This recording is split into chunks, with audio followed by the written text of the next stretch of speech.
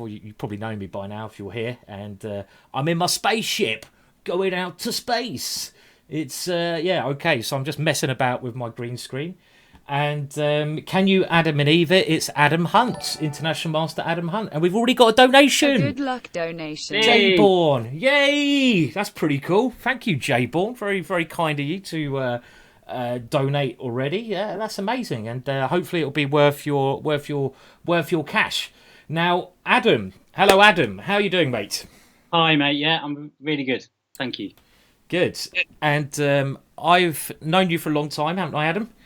Yeah, we've known each other for, well, going back to maybe like 1990, maybe something like that. 1990, so maybe 27 years. Is that right? Bloody hell, far too long. And by the way, like I say, it's the first time Adam's done the stream. It's going to be great. We've got a lot of educational stuff today, and I'm going to give away some free DVDs. Now, let us know if the volume is not so great, because we haven't been able to test the volume between me and Adam. If I'm too high, let me know. If Adam's too low, I can turn him up and we'll get going. So Adam, we met at university, is that right? As well, we met before university, but we went to the same university together. So yeah. So Simon's 1 year older than me, and we met at uni. Well, went to uni together. And that's where the Ginger Magic stream, I believe, has come from. So, Ginger Magic. Simon, can you hear me? I can hear you. Good. Yes. Loud and clear. All good, mate. Yeah. So, we went to uni together, Sussex. Shout out to Sussex University. Yeah. And down in Brighton. So, yeah. Down in Brighton. That's good. Yeah. And then, Ginger Magic. And this is a question for the kind of audience out there, Ginger Magic. So we decided, because we were playing at the time in a full NCL team together, about whether or not we could create a team of gingers that could take on and win the full NCL, which is the British Chess League, the full NCL. And, I mean, we were thinking about who are the best ginger-headed players in the world. So that's a little question. Actually, I think we should give a free DVD away to anyone in the chat on Twitch, so twitch.tv chat. Anyone there, or also if the chess.com, it looks like hello to everyone on the chess.com/TV chat as well. If anyone, the person who comes up with the strongest team of gingers, 8 boards, boards, 1 female. Let's do it. That's it. I see. Hello, Anton. Anton Squared Me, who's a legend. Anton Squared Me on Twitter, and he should have more followers. He's like the best. He's the best artist of the 21st century. There's no doubt about that. He's saying Ivanka Huska could play as the female Adam. That's right. She's got a bit of ginger hair now. Adam. Actually, interesting. She has. Everyone's going to dye their hair ginger eventually, Adam, don't you think? We can't really have any dyed gingers on our team, though. They have to be pure ginger. Okay, are you going to check that one? Yeah. So how is this like the doping test? How are we gonna police it? How are we gonna police it? I don't know, Adam. I don't want to think about it. Do you know of Anton Squared Me? Hello, Anton again. Who's in the? He's actually one of the moderators in the only moderator. Have you heard of him, Adam? Is Anton Squared Me? That's not David Larder, is it? It's not. No, he's basically on Twitter, and he comes up with all this crazy art stuff, which everyone should check out. It's really funny. He photoshops people into weird situations, so it's pretty cool. You should check out his work anyway, definitely. So Adam, you're an international master, yeah, and you've obviously work in chess at the same time. Is that right? Yeah. So I'm a full-time teacher at a school in Suffolk in England, just teaching chess. Sorry to interrupt you, mate. We just got another donation by UK Chess Geek of £25. So UK Chess Geek, you, sir. This is. I think we have to raise our glass to UK Chess Geek. So very, very kind of you, UK Chess Geek, and of course people can can donate. We're gonna do a bit more educational this time. Sorry to interrupt you, Adam, but we have to give a shout out when the donations come through. So yeah, so go on, mate. And so you obviously teaching chess, and to teach chess at one school is quite an unusual thing in England. But I'm lucky that that the school like really supports it, and so the kids are able to choose chess as a private lesson or after school or at lunchtime as an additional activity. So it's a really very lucky to have Thanks, the job. Guys. Adam, I'm sorry to interrupt you again, mate, because this is quite insane. What's going on? You must be you're my lucky charm, because we just got another donation, Adam, of £20. So that's pretty amazing already. Already. So a massive thank you again. Sorry, mate, but we have to give a shout out to the donations as they come through, and that is very generous. We're gonna have to work for our money now, aren't we, Adam? Yeah, who's that one from? Sorry, who's that one from? That was from Thundermutts. And Thundermutts is saying super stoked for game analysis and more educational stuff. So and by the way, just to let you know, Thundermutts. What we're going to do, Adam? Do you want to say we're going to start with you in a minute? What are you going to show us, Adam, to start with? Yeah. Okay. Let's start some chess. Yeah. Well, we could do. It will come. Yeah. I'm going to show you a game I played. I don't play a lot of chess, but a game I played October 2015 against Vasily Ivanchuk. Okay, brilliant. So you're going to show us, and Ivanchuk is one of the legends of chess. A lot of people think he should have been world champion. I mean, he's certainly a little bit crazy. He's a real character. I mean, I've had experiences with him, and we can talk about them later on in your experiences of him, Adam. But in this game, where was this game played, Adam? Yeah, this was in the European Club Cup, which is a great tournament for the qualifiers of the British League. So this was in Skopje, in Macedonia, I think it is, the capital of Macedonia, 2015. Yeah.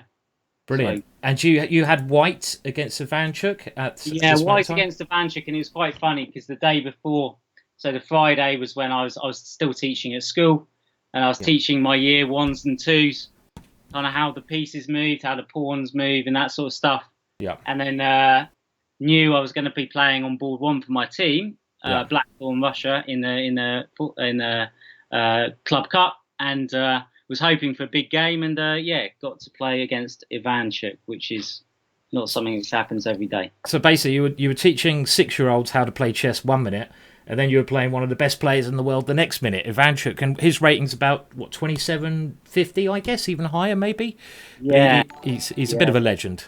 Yeah, he's an absolute legend, and I'm sure everyone knows who he is. So do you want to take us through some of the moves then? How I can't quite get the board up. Can you? Sure. Yeah, let me invite you to the board again. So I've got the board up here, and I'm just going to see if I can do that now. Let's see. Come on. Bear with us. We will get started very shortly, and with this game. You're logged in, I guess, Adam? Yeah. Okay, cool. So let's see how we do this. We had it all working perfectly earlier, but then as soon as the stream starts, okay, I'll tell you what I'll do. I'm going to close that one, open another board, and then we'll get cracking. So, I mean, just let everyone know what we're going to do today. Basically, Adam's going to show a game. Then I'm going to show a game as well. And once we've done that, we've got some puzzles. So we've got some puzzles for everyone at home to have a go at. Hopefully, we'll give away some prizes for those puzzles. And then to finish with, we are, I think, probably going to play a bit of Blitz, something like that. Maybe play some of you guys who are in the chat. So we're finished with Blitz, but we do want to show a couple of games. And obviously, Adam's game against Ivanchuk is well, it's a massive game. I mean, once you play one of these guys, one of the best players in the world, it's pretty a legendary thing to have. Okay, so let me just see my computer. Hopefully, it's not going to misbehave now. I was a bit worried before this broadcast because it did crash. So don't do it now. Okay, lots of things opening. How's that going? Copying that one over. not coming across. I'll try again. Otherwise, if we can't get this one up, can you remember the moves, Adam, at all? Or I can remember the game. Yeah. You can remember the moves. Okay, so I'm just going to have to, I think, some slight delay with my computer at my end at the moment. Let me just refresh the page, see if that helps at all. So if you can remember the moves, that might save me trying to get a board at the moment in time. But I'll invite you to a board. I might have to just reload the beast at the moment. So Adam, what did you do at university then? Did biology and management studies. And how about you, sir? I did philosophy and yeah, I mean it was Japanese on the side. I did a little bit of Japanese as part of my degree as well, which was quite interesting, shall we say? Well, very interesting actually. But I did a year of Japanese, and I've been to Japan one time, and it was, well, shall we say, quite a fascinating experience over in Japan. So, how do you become an IM? Have you got dreams of kind of GM? I think we're making progress now, Adam. So I'm going to get the board ready soon. So, any dreams of getting to GM level as well? Is that something you want to do? By the way, I'm going to invite you to a board, so make sure you're ready for this now. Okay. And then hopefully you'll be able to move the pieces. Okay. Have you got the invite? So, do you want to become a GM, Adam? Of course you do, yeah. Everybody does. Everybody does who's serious about chess, yeah. Yeah. Right, and I've got the game in front of me, so let's go, yeah? Okay, cool, mate. Yeah, show us the game and talk through your thought process. I'm going to sit back with my little drink and enjoy it for a change. So I'm very easy to prepare for. Ivanchuk is very, very difficult to prepare for. So at a high level, you try and prepare as best you can, but this guy plays everything. So when you're playing somebody very high rated, generally you want to try and relax and just play as best that you can and not worry about it too much. So he chose to play the Caro Khan, which I guess he's like impossible to prepare for, isn't he? Ivanchuk, he plays everything, I guess, yeah. Yeah, pretty much everything, and what preparing is for somebody like me who doesn't play very much is a waste of time. And I just wanted to play a game which I felt was quite an inch. Try and play aggressively. That's the thing that some sort of lower rated players have a problem with doing is playing aggressively against stronger players. But you should try and do it wherever possible. Do you think it's a ginger thing, playing aggressively? No, I don't know. So what variation is this? Is this the pan-off attack, this taking and going c4? Is that the line?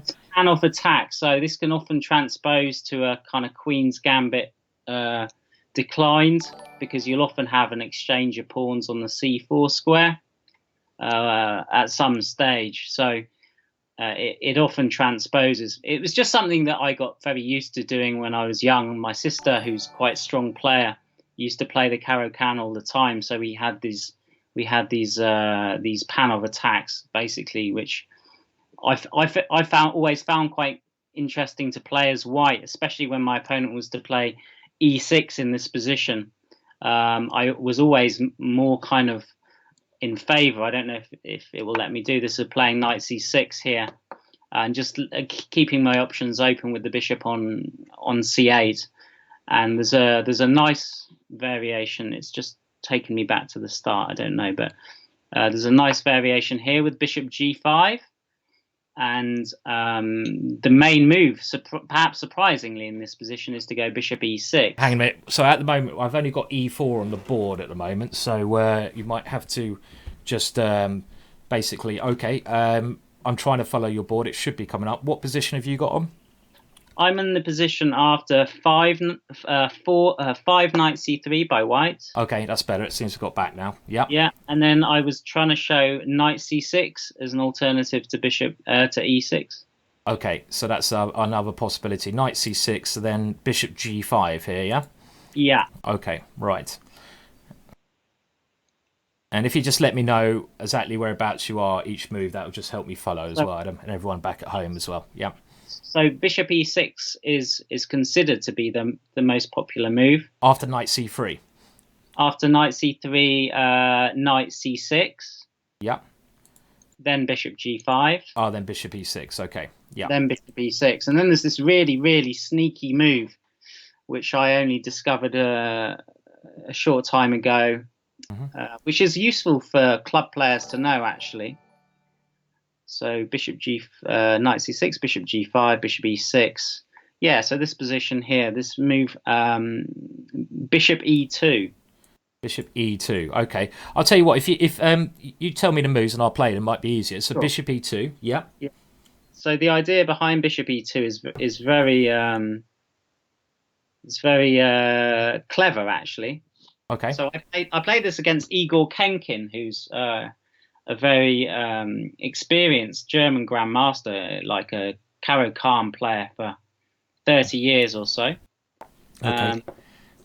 And he thought for almost an hour in this position. Right. Before deciding what to do.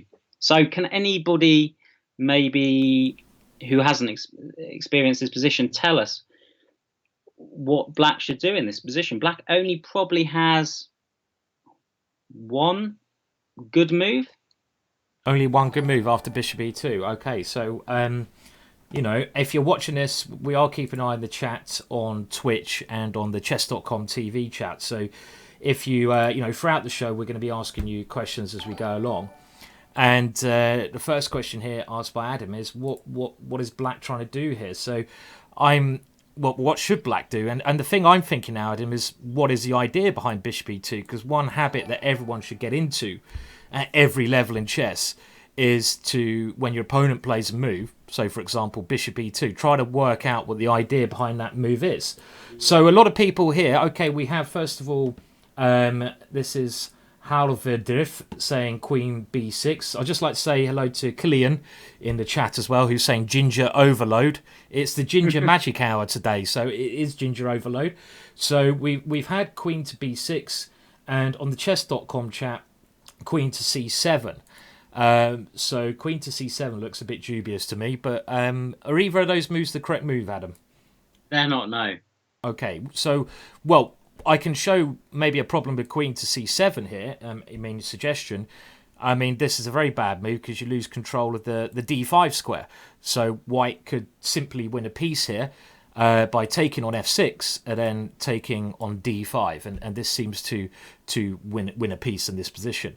Okay, so they're not the moves. So anyone else find the correct move to play after bishop e2? Well, now d takes c4. That'd be a move I'd consider, Adam.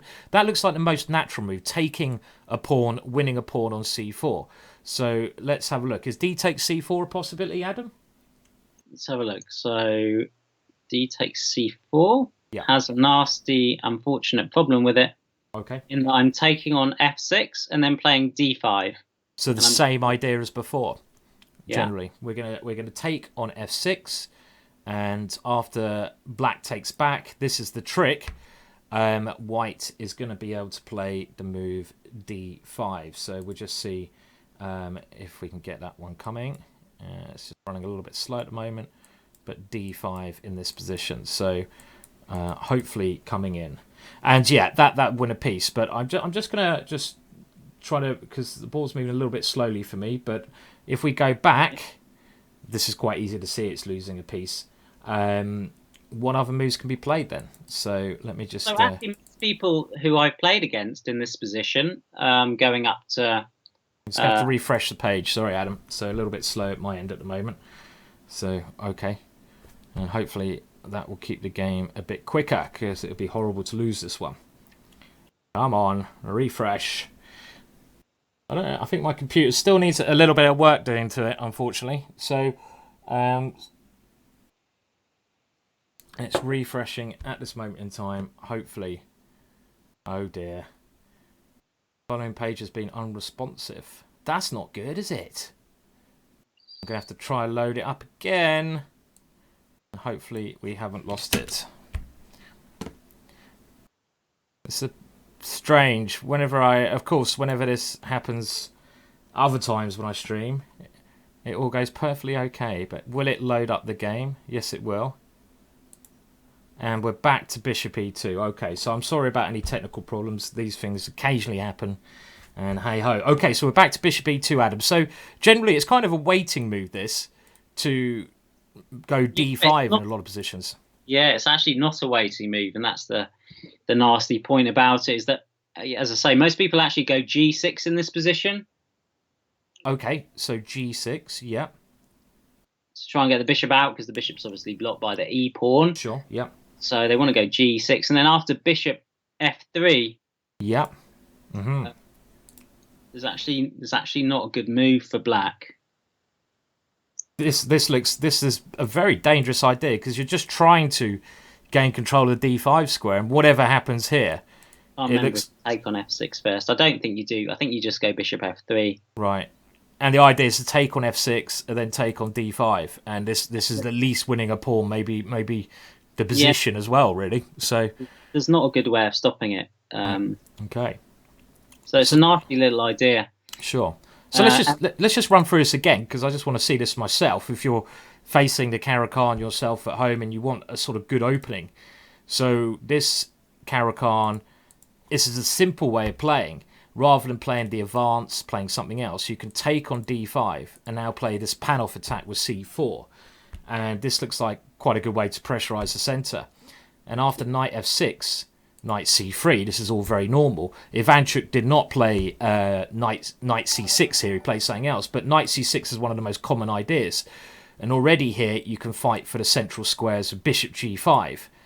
And the main move, as Adam pointed out, bishop e6, can be met by this crafty bishop e2. So what should black play after bishop e2, Adam? You should play queen a5. So somebody in the chat got it right. Queen a5 is the right move. Okay. And it leads to some quite complicated positions. Yeah. There's quite a high level game between one of my favourite chess grandmasters, a guy called Alexander Morozevich. Yeah. Very, very creative player. He was played this as white. I think he was playing against Anand. Mm-hmm. And they had queen a5, which has a lot of sense behind it. You're threatening to take on c4 and attack the bishop. Plus, you're also wanting maybe to castle on the queen side. Yeah. And so Morozevich played c5. Okay. And Anand responded in the logical way with knight e4, attacking the bishop and the knight. Yep. And then we have bishop d2, knight takes d2, queen takes d2. Right. So you just reach quite an interesting position, basically, where there's some tactics on the board. Probably black shouldn't be any worse if he does something sensible, like play maybe g6, bishop g7, and castle on the king side. Yeah. In the game, I think Anand castled on the queen side, which seems quite provocative. Especially when white has this pawn majority. I mean, the pawn on c5, one get a3 and b4 in. This seems very risky castling over here, no? Yeah, absolutely. I mean, you generally don't want to be castling into a kind of pawn advance. Yeah. With kind of, however, a3 and b4 will rook b1 or something. It's very dangerous. It's coming. Okay. Interesting. Okay, so that's quite a crafty little idea, and actually we've seen that Killian, this is on the Twitch chat, who's a strong player, 2200 player. I don't know if you know Killian. Do you know from Ireland, Killian Delaney? We met Barmati, I think, a couple of weeks ago. Yeah. So, and Killian was saying he's played the Caro-Kann all his life, and he's never seen this idea. So, wow, that's a shame that I've used it up in the chat rather than on him, I suppose. And okay, so that was, if we just go back, obviously this was after this pan-off attack, and the pan-off attack's where you take on d5 in the Caro-Kann, and then you go these simple moves. This is after knight c6, but Ivanchuk played e6 here, Adam. Yeah. Okay. And e6 is in some ways is a much more logical move, of course, because you stabilize your center, and you kind of give your pawn some support. But of course, the drawback is you're going to block your bishop in on c8. Yeah. So the game carried on with let's see. Are you still seeing the moves? I am. I'm not. I've got e6. If you call them out, as long as you can see them as well, you probably just have to call them out today, if that's all right. Yeah, so that's fine. So knight f3. Yep. Bishop b4. Okay. And one of the kind of small ideas is that if White plays the move he wants to play, which is not a bad move, is to develop his kingside bishop so he can castle, then Black will take on c4 immediately and kind of gain a tempo, if you like, on the bishop, because the bishop's moved twice. So this is quite a common idea. In these positions, you often see that Black will take on c4 at some point. He probably has to at some point. And this gives what we call an isolated pawn position, leaving the d pawn. And what Black does is play a lot of moves because, of course, last move, if you take on c4 straight away, the bishop on f1 hasn't moved, so I can take on c4 in one move. So I guess Ivanchuk is, like you say, Adam, just waiting for your bishop to move before he captures on c4, yeah? Yeah, okay. Exactly. And there's nothing actually particularly more productive than White can do other than actually capture on d5. So I think some people do play bishop d3 or bishop e2, but I've always kind of had this soft spot for capturing the pawn because Black actually normally takes it back with the knight, which is what happens in the game. So I took on d5. Yeah. Just to answer Rope Stope in the chat, today, just to let you know what we're doing, probably won't have time to look at your game today, maybe another time, because we're going to have a look at Adam's game against Ivanchuk, which I want to see. Very exciting. I've got an interesting game to show. After that, we got some tactics and some blitz, so probably not a lot of time to show that today. Maybe another time, though. So this, anyway, sorry, Adam. So this is what we call an isolated pawn position. Do you want to explain what that means here? Yeah, so normally you have what's called an IQP position specifically. So that's an isolated queen's pawn. That's the most common type of isolated pawn that you find out of the opening, just because of the nature of a lot of the different openings. So like a queen's gambit declined, or a Tarash defense, or in this case a Caro Khan. You often find that pawns get swapped off because they've been liquidated, and the pawn is isolated because it doesn't have pawns on either file on either side to help it. So long term, it's actually quite a big weakness in a sort of endgame position, because it can just be ganged up on. You know, if you can imagine taking every piece off apart from just the kings and the pawns, then you'd have a very good position for Black. Whereas in the middle game, it offers quite a lot of kind of dynamic possibilities for White, because he has access to e5 for his knight. The bishop on c8 is blocked in. There's control of the e file for the rook. So there's a lot of kind of factors at play. I mean, what I sort of learnt as a general rule about these types of position, I think it's very useful, because pawn structures are the skeleton of your position. So if you know what you're supposed to be doing in certain pawn structures, you'll have a good idea of middle game plans. And lots of lower rated players seem to struggle in these types of things. But I thought, as a rule, Adam, you know, when you're playing against the isolated pawn, as Black is here, you want to exchange pieces. Yeah. And when you're playing with the isolated pawn, you can often build a good attack, because, as you said, it gives you access to some good squares for your pieces. So you want to keep pieces on the board and attack. Is that kind of generally true, would you say? Yeah, I'd say so. I mean, if you look at some people prefer to play the kind of side with the attack, and some people prefer to play the side with the defense. So if you ever looked at the games of Karpov, for example, he was always very comfortable playing these types of position as Black, and would simply try and exchange some pieces off and play to win the endgame. Whereas I suspect somebody like you, or somebody like me, would probably take the side with the initiative. I think so, yeah. So should we go through to where it gets a bit spicy now? So you develop some pieces. If you call out the moves, I'll move them on my board as well. And let's see how it generates. Yeah, okay.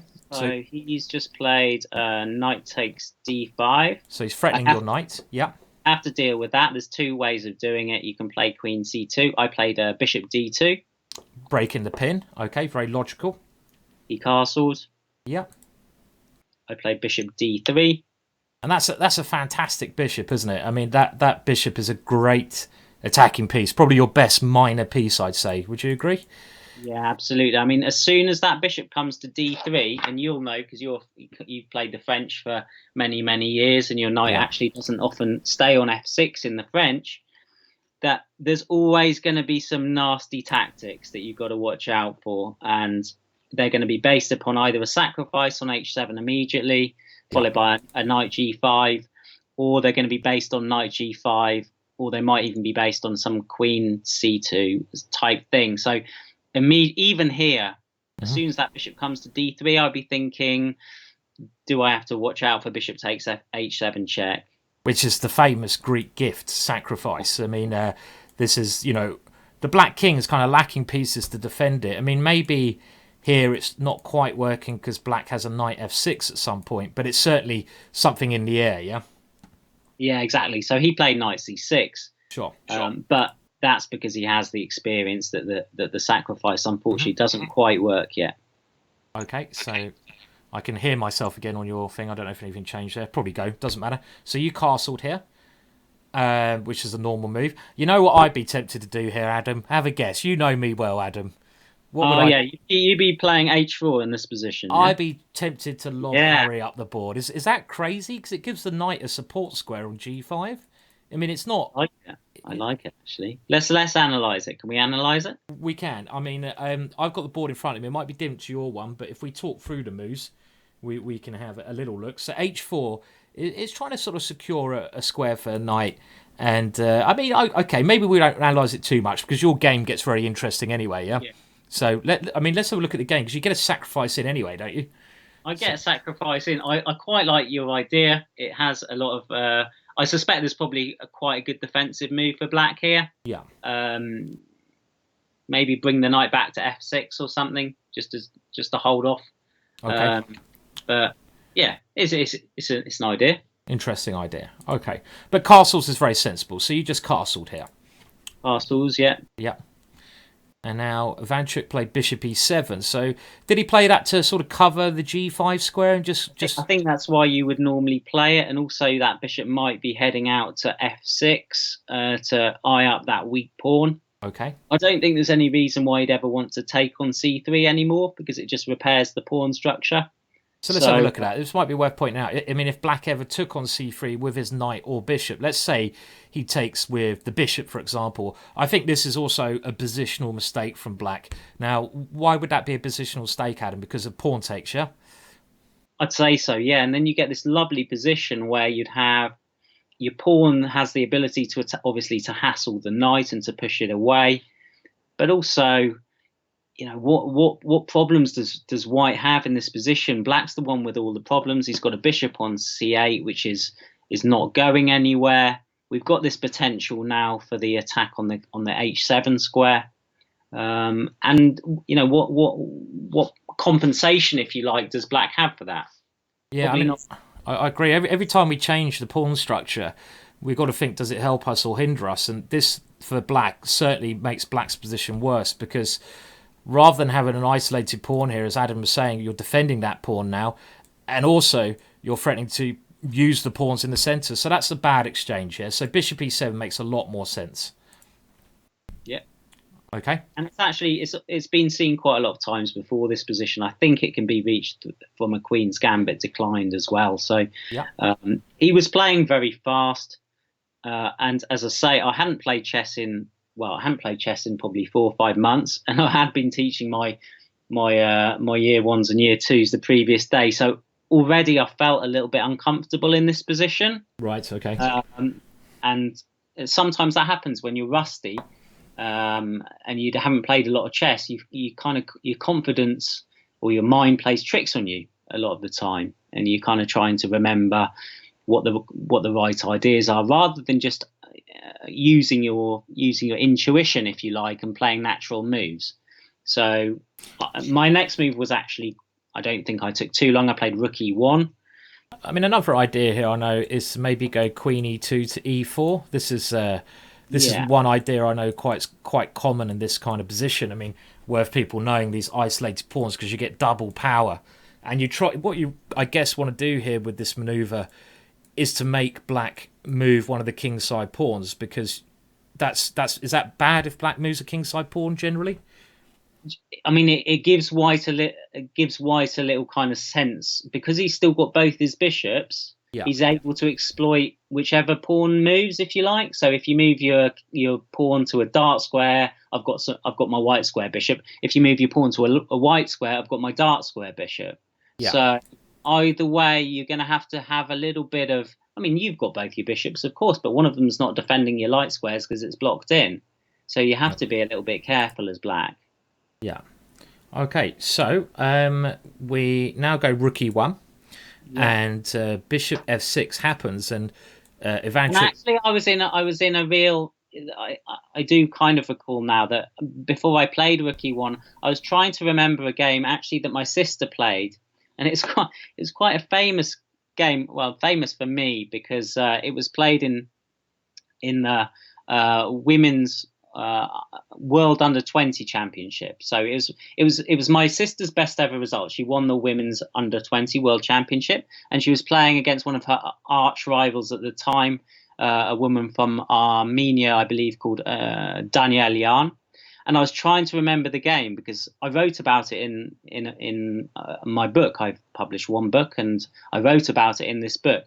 And I was trying to remember the position, and it was actually almost exactly the same position. In fact, I think it was the same position with the bishop on c1 rather than on d2. Okay, yeah. And that gives white some extra options. In fact, it seems a bit strange, but because this bishop has been provoked to go to d2, it means that this pawn on d4 basically is very hard to defend in a sensible way, whereas if it's on c1, there's an additional option for white to play their bishop to e4 to kind of defend the pawn. So already I was a little bit anxious, shall we say. Okay, so sometimes having a piece developed is actually a negative thing, and I think especially with a bishop square, I think a bishop in particular one square forward, like on d2 now, for example, is not really helping me, to be honest. I mean, the rook's probably not going to come to c1 because that's not really where the action is. The action's on the king side, so sure. But now it gets very exciting because bishop f6 is played. Yeah, and this is attacking. And now I have a decision to make. Yeah. So I decided after a long thought, to play knight e4. Yeah. Okay. To attack his bishop, and so I thought, I'm playing Ivanchuk. I'm only going to have this chance once. Yeah. Play aggressively, but actually, as it turns out, what I did was in some ways was a little bit cowardly, I would say. But I suppose now, for example, there aren't that many options maybe for white because he's going to take my d4 pawn, and I don't really have loads of sensible ways. I suppose I could take on d5. That would be one option, and then he'd probably take that with his. I mean, this is talking about what we're trying to avoid doing though, taking on d5 generally. Because we have the isolated pawn, as we're talking about, we generally want to avoid exchanging pieces. So taking on d5 is a slight concession, isn't it? I would say, on our part, a slight concession. Yeah, I mean, I would try and avoid it at most cost. I think he'd probably take that with his queen. Sure. And then he'd just carry on piling up that pressure on your pawn. d4. Yeah. It might be possible to do it. Yeah. But I'd seen this idea, which looked quite interesting to me, and I was interested as to how he would react. And it was round about here. He went off and he got a coffee, and he came back and he spilled coffee all over his shirt. And these guys, they were playing for a team called Alkaloid, which is the main. Is that? Do you reckon they're all former alcoholics?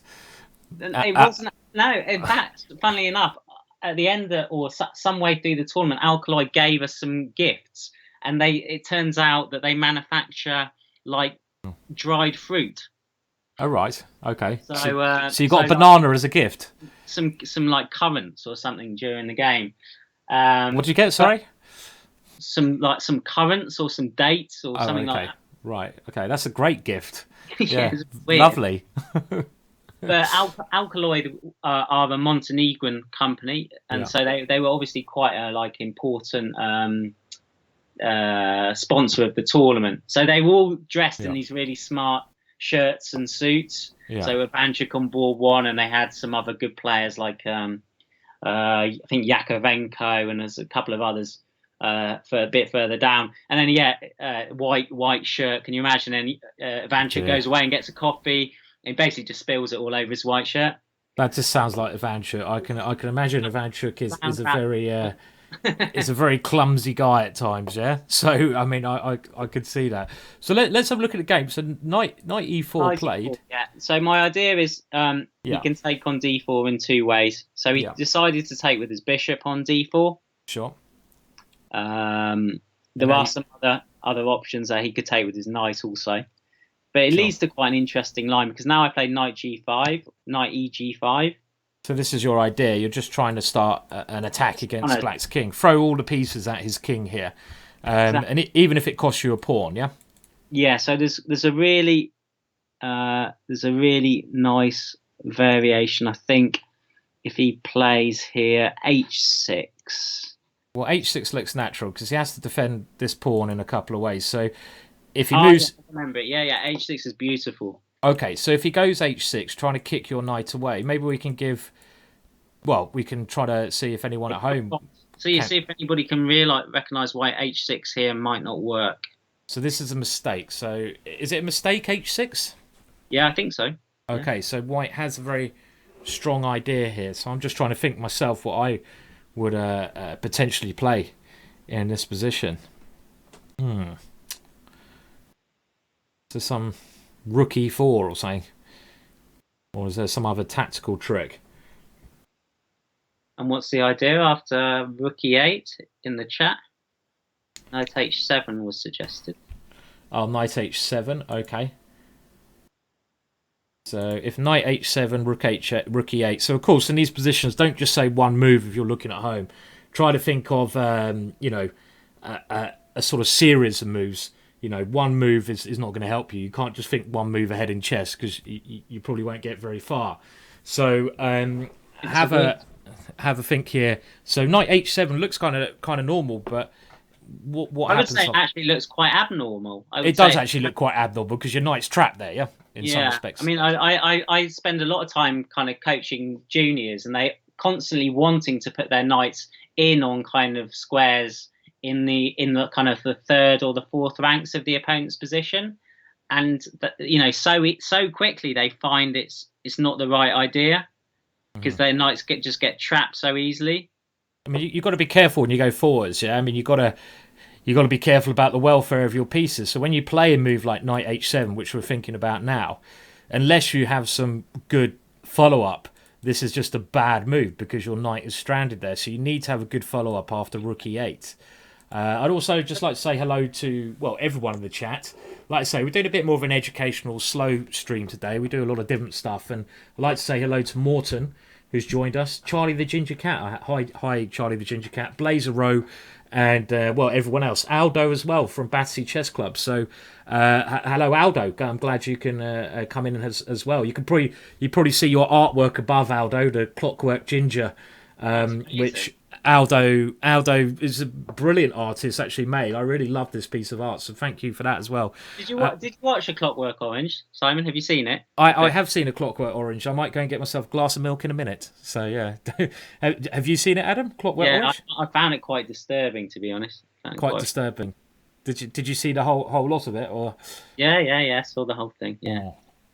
It's quite a disturbing film, isn't it? So, yeah. Oh, it is a hybrid. Yeah, actually, I have to say that I forgot this was drawn by Aldo, but it was actually also worked on by who I haven't seen him in the chat so far. A guy called Porndophile, so who made it into this kind of twisted Clockwork Ginger thing. So do you want to? I don't know if anyone's found the idea. Yeah, I think a couple of people have got the idea. Yeah, knight h7 is the right move, I think. Okay, so let's have a look. So knight h7. So rook e8 is forced, otherwise you lose exchange. It's a nice idea that. Okay, and now who found the idea, Adam? By the way, we should. Found the idea. Narek Petrosian, I think, found the idea. Someone called Petrosian found the idea. Yeah. That doesn't surprise me. So, is that in the chess.com chat? That's in chess.com. I had to get out of the other one because Okay. it was Too much. Okay. So now the point is that I can make his. So I take on d4. So knight takes d4. Yeah. Yeah. I have to go knight takes. Yeah. And now this h6 move hasn't helped him, so I can take on h6. Ah, so this is the tactical idea. And again, this maybe demonstrates why moving a pawn in front of your king, you have to be very careful because Against two bishops like this, you definitely do. Yeah. this is a common sacrifice, isn't it, Adam? This kind of bishop takes h6 in these positions to open up the king. Yeah, it's probably not like completely disastrous for black, but I certainly wouldn't be particularly comfortable in allowing it. And talking to him after the game, he wasn't going to happen. He wasn't kind of happy about this. And the point is, if pawn takes bishop, then the knight on d4 unfortunately is hanging to a check with queen g4 check. Yeah, and you get your piece back, and his king is quite weak now because you've taken away defender for his king, I guess. Yeah. Yeah, I mean he'll have to play probably f6 after takes check, king h8. Yeah. So takes on d4 and f6. This looks scary for him anyway with his open king. It must be better for white, I would think. Yeah. Okay. Sure. Okay. So in the game after knight g5, let's go back. It shows you the dangers when moving a pawn in front of your king. I like the sacrifice because white. Well, Adam's just given up a pawn to throw another piece at his opponent's it's quite king. Funny. Some people on the chat are saying that Gatakamsky should be in our Ginger Magic team. Gatakamsky? Is Gatakamsky ginger? Is he ginger, Adam? I played Gatakamsky, and he wasn't ginger when I played him. Maybe he's dyed his hair. I don't want Gatakamsky in my team. I'm sorry, as he said. He's not getting on our Ginger Magic team. No, if you just joined in, we're thinking of the strongest team you could have just with ginger players, and we said we'd give away a DVD to anyone who could think of a team, which I'll give away at the end of the stream, if you remember that question.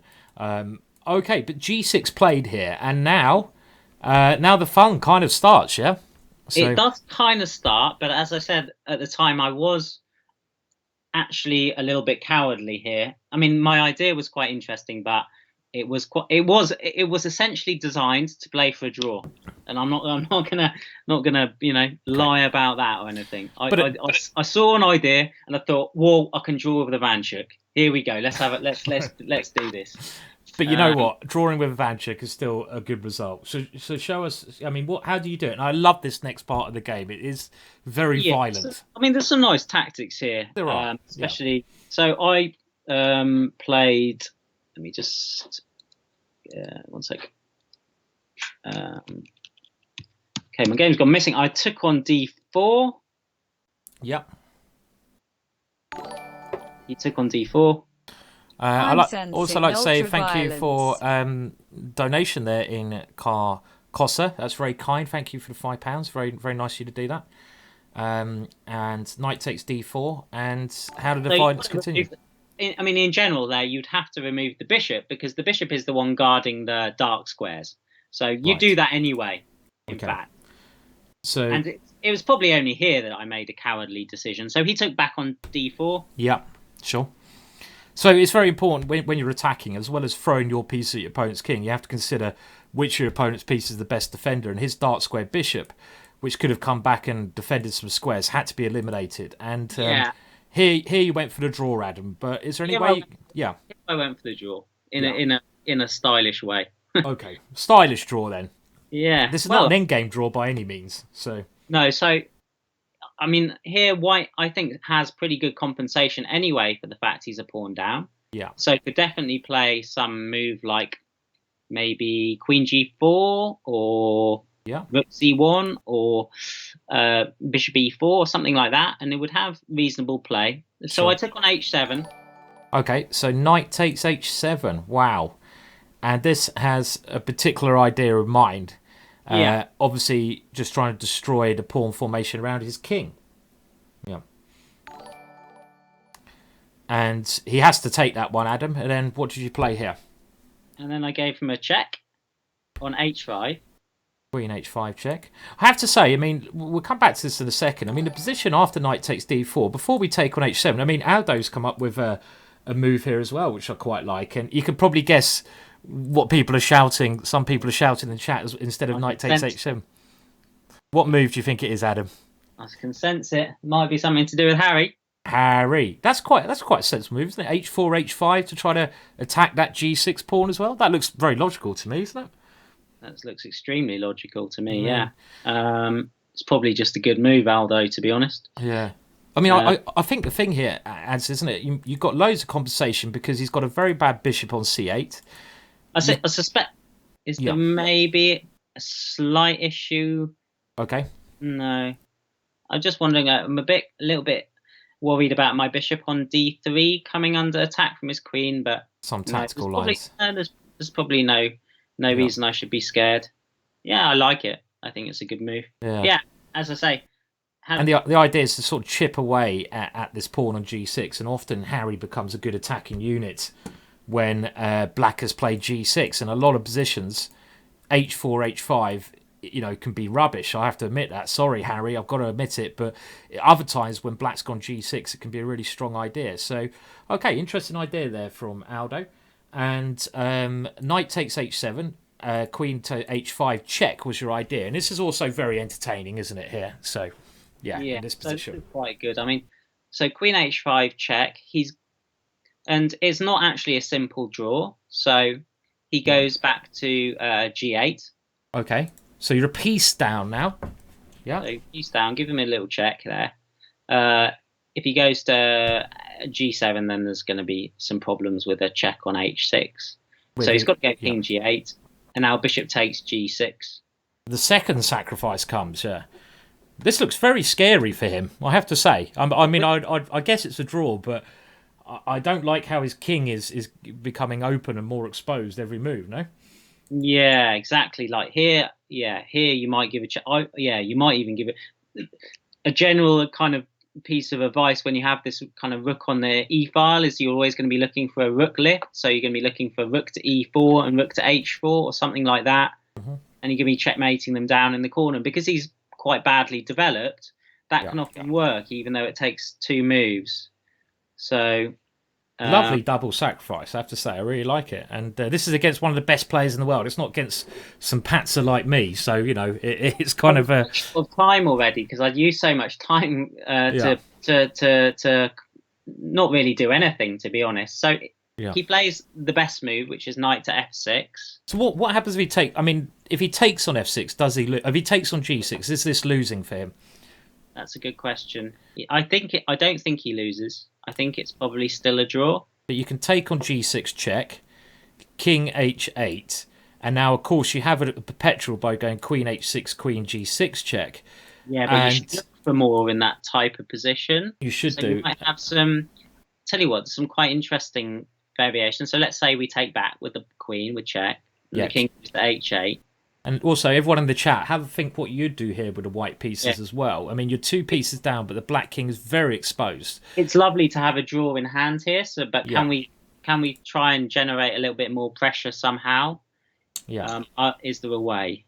And one of my first thoughts here would be rook. You said you're talking about the swinger, Adam, the rook, and this is a typical attacking idea when you've got rid of the defense of your opponent's king, as you said. And I mean, rook e4 doesn't look as strong, maybe because I can't bring it to h4 because the h4 square is defended. What about rook e5? Would that be interesting in this position? Threatening checkmate in one. I like threatening checkmate in one move. Is that an idea there? Maybe. I think that's a very good move. The only question I'd ask you there is if you played rook e5. Yeah. Can I cut your rook off with rook f5? Rook f5. Good defensive move there. Stopping my rook coming across. Okay. Now I could back it up with my other rook. Bit slow though, isn't it? Bit slow. Yeah, it's yeah. I mean, it's not immediately clear what he'd do, but he'd probably try and exchange off the queens if he possibly could. Try and just get this king to a little bit more security. Maybe queen f6 or something like that might be a possibility. What about rook e4? Is that any better? Trying to go queen h6 check and then rook g4 check. So Yeah. I can't That's get my... the nasty thing about this type of position for Yeah. black is you've got to deal with like quite a lot of different ideas, haven't you? You've got to deal Yeah. with e4, you've got to deal with rook e5. Yeah. And my idea was actually to go bishop c3. Okay, so you had another idea in this position. Bishop c3. Okay. It probably doesn't work, but my idea was that if he was to take it, then maybe I could transfer my rook Buy to a some different cat square. food So for I could put it on Charlie. e3. Okay. By the way, another donation's come in, Adam. We must say thank you to Hallelujah Cat, who's donated £5, and he's basically... Thank you. He's basically said, buy some cat food for Charlie. So I'll make sure I go and do that. I'm just checking. I think he's asleep on my pillow at the moment. But I'll get him some cat food when I get a chance. But so your idea here, after knight takes c3... I wanted to kind of deflect the knight for the moment. Yeah. And now, a bit of a punt, but whether or not I could then put my rook on e3 and swing it over. Okay. But then somebody's come up with a very good, nasty little suggestion for black. Twice knight e2, which is a beautiful, beautiful defense after rook e3. What's the move, sorry, after rook e3? Knight f3 check. Knight f3 check. Wow. Beautiful move. That's a kind of defensive move that's very easy to miss, yeah? Okay. And the idea of that move, Adam, is? Well, firstly, the idea is to block the square off for the rook on h3. But of course, also, if I was to take that with a pawn, then I might just lose my queen. Oh dear, rook g8. Yeah, that's embarrassing. I'm kind of thinking this draw might be more worth taking. Yeah. I could still make the draw on a couple of different occasions, which I suppose is a good thing to have. But, yeah. Let's get back to the game because Sure. there's still some a little bit of interest in the Sure. Let's do it. rest of the position, and this idea actually comes up again. So knight f6 looks so much better because he's bringing a piece nearer to his king. He's gaining a tempo against your queen. Gaining a free move, essentially. It must be a good move, yeah? Must be a good move. Okay. So, yeah. So after knight f6, you have to keep your queen near his king. Your queen is attacked here. So queen h6 is pretty much forced. Queen h6, yeah. And now, well, he's got to take your bishop. Your bishop's too strong in this position. He's got to take the second piece, hasn't he? He must do here. Yeah, I mean, yeah. If he doesn't, then the bishop's too dangerous. So, yeah, he took on g6. So pawn takes g6, and now you take with check, and king h8. And this is a key position, yeah? Very key position. Yeah. And because the point now, if you check on h6, which a lot of people might be thinking, I guess you could lose now, couldn't you? I think I probably would lose, unfortunately, because when that knight comes to h7, it gives him all sorts of extra options. So his queen can then come to f6, or his rook could come to g8, and his knight does a beautiful job of kind of protecting his king. Certainly. And that's a really useful kind of motif to remember, because there's a lot of these, either a Greek gift sacrifice or some sort of attack, and suddenly the knight comes to h2 or h7 as it is in this game, and it just releases that queen.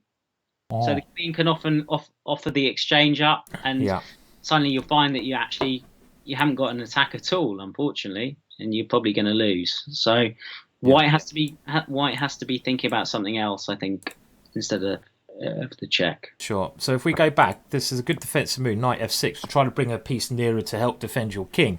Always you should be trying to do this if your king's weak and being attacked. And after this kind of forced sequence where Adam is 2 pieces down against one of the best players in the world, let's get your suggestions in here, guys, in the chat. We can see that queen h6 check only helps black because he now defends with knight h7. So try to think, what would you do here as white? How would you do this? Because you could easily be losing this. I mean, again, Adam, I'm thinking about a rook swinger here. Do I try to take a draw with rook e4 even? Is that a way to try and force a draw? Or rook e5 or rook e3 or get my bishop in? There's a lot of options still here, yeah? I mean, were you pretty confident you saw the draw in this position? I wasn't even sure it was a draw anymore. I thought I might be doing better than a draw, but that was over optimistic. The best move, by the way, in this position is rook e4. That's okay. So rook e4 is the best move, threatening rook e4 is the best move to come here. And after knight takes e4, now that his knight has moved away, you can just take the draw quite simply, yeah? Is that what you're going to do here? Yeah. Queen h6 check, and And one of the nice tricks that's maybe worth pointing out, I think, is that if rook e4, then let's say he covers himself with knight h7. Yeah. Sure.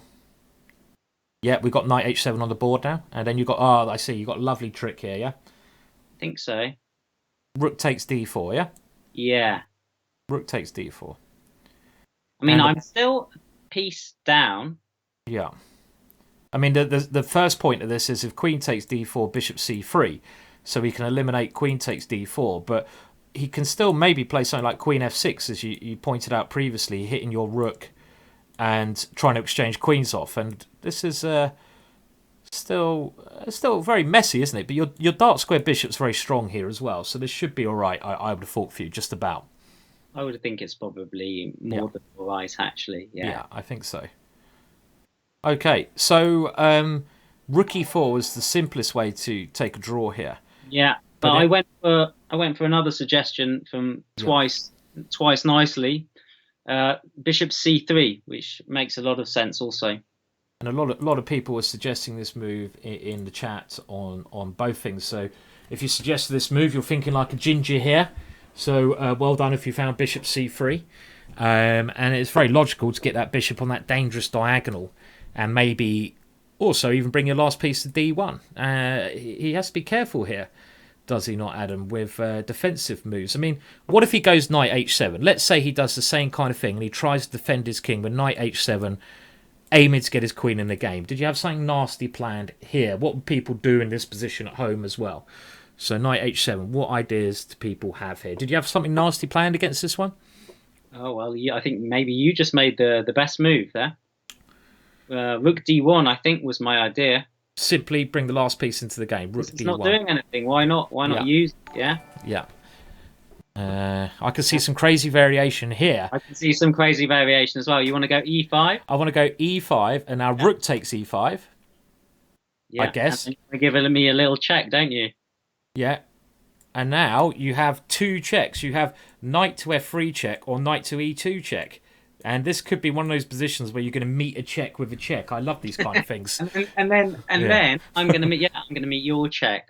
And suddenly, what is going here? Rook takes pawn. So I've gone rook takes e5, and now knight f3 check, or let's do it. Come on, knight f3 check. Why not? Knight f3 check. So black is trying to take here checkmate. So pawn takes f3. But maybe the other way is better. The other way is better. Because the point here, if pawn takes f3, if queen takes d1 check, you now can go rook to e1 check, which is just winning for white because you're winning the queen here. Meeting a check with a check. I love those ones. Sorry, did you see another option there? This looks winning. I was thinking that we should try knight e2 check because it blocks off the rook. But if you play knight e2 check, then I'll take it with check. With check, yeah. Knight e2 check. Trying to go queen takes d1 with a back rank mate. But we meet a check with a check. Amazing. And that's game over. So, okay. So he can't go knight h7. So what did he play in the game? So yeah, he played knight f3 check. This is a very good move, yeah. It's a very nice move, but actually he found something better in his analysis afterwards, which would have carried on the game. But let's have a look at what happened. So knight f3 check basically forces a draw because you can't take the knight because of rook g8, and that actually would be winning for him now. I mean, you can even look at the line bishop takes f6 check.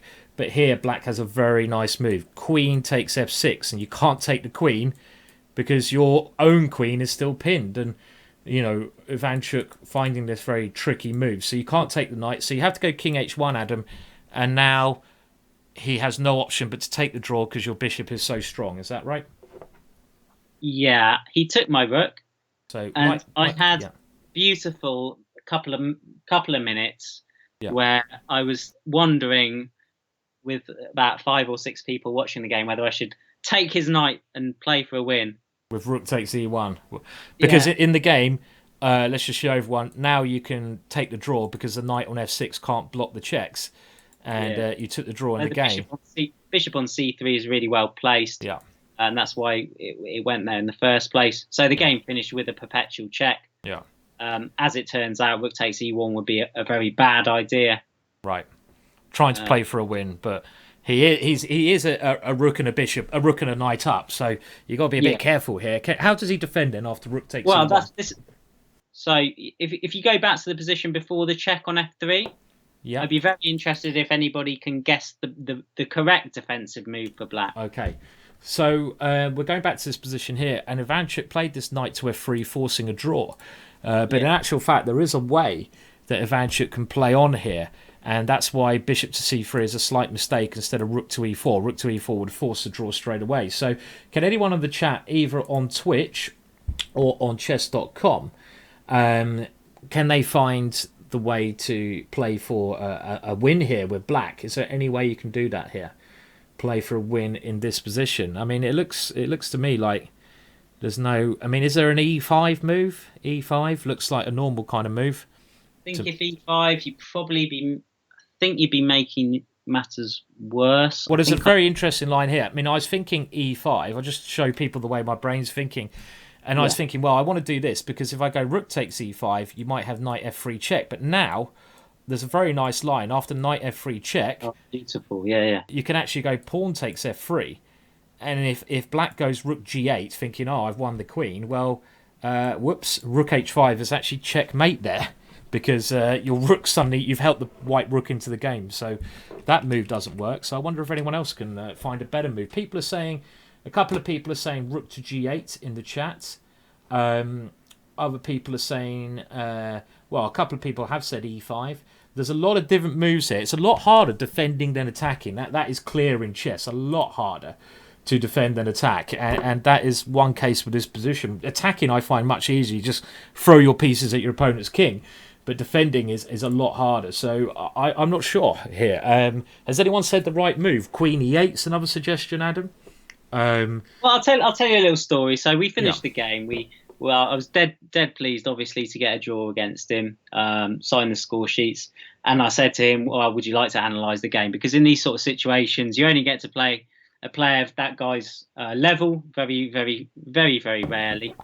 So I said, "Would you like to analyse the game?" He said, "Sure, yeah, I'd like to analyse. It's fine. I'd like to analyse the game. Very interesting game." So we were staying in the same hotel that he was.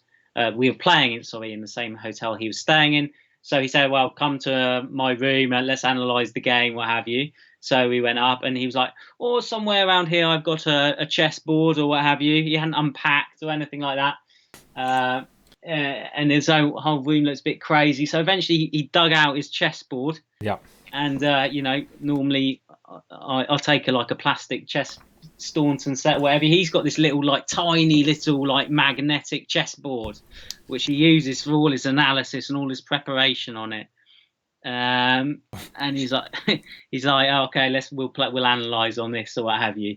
So we analyze this tiny, because he's a very big drafts player as well. I don't know if the people out there know, but he loves his drafts as well. So and immediately we got as far as this position, and it's very interesting the way that he somehow picked the right move in 2 minutes, maybe a little bit less. He was just going. I think what the strong players do is they just, I don't know, they process loads and loads of candidate moves much quicker than we do. Yeah. As good players, but not as good as the real top players.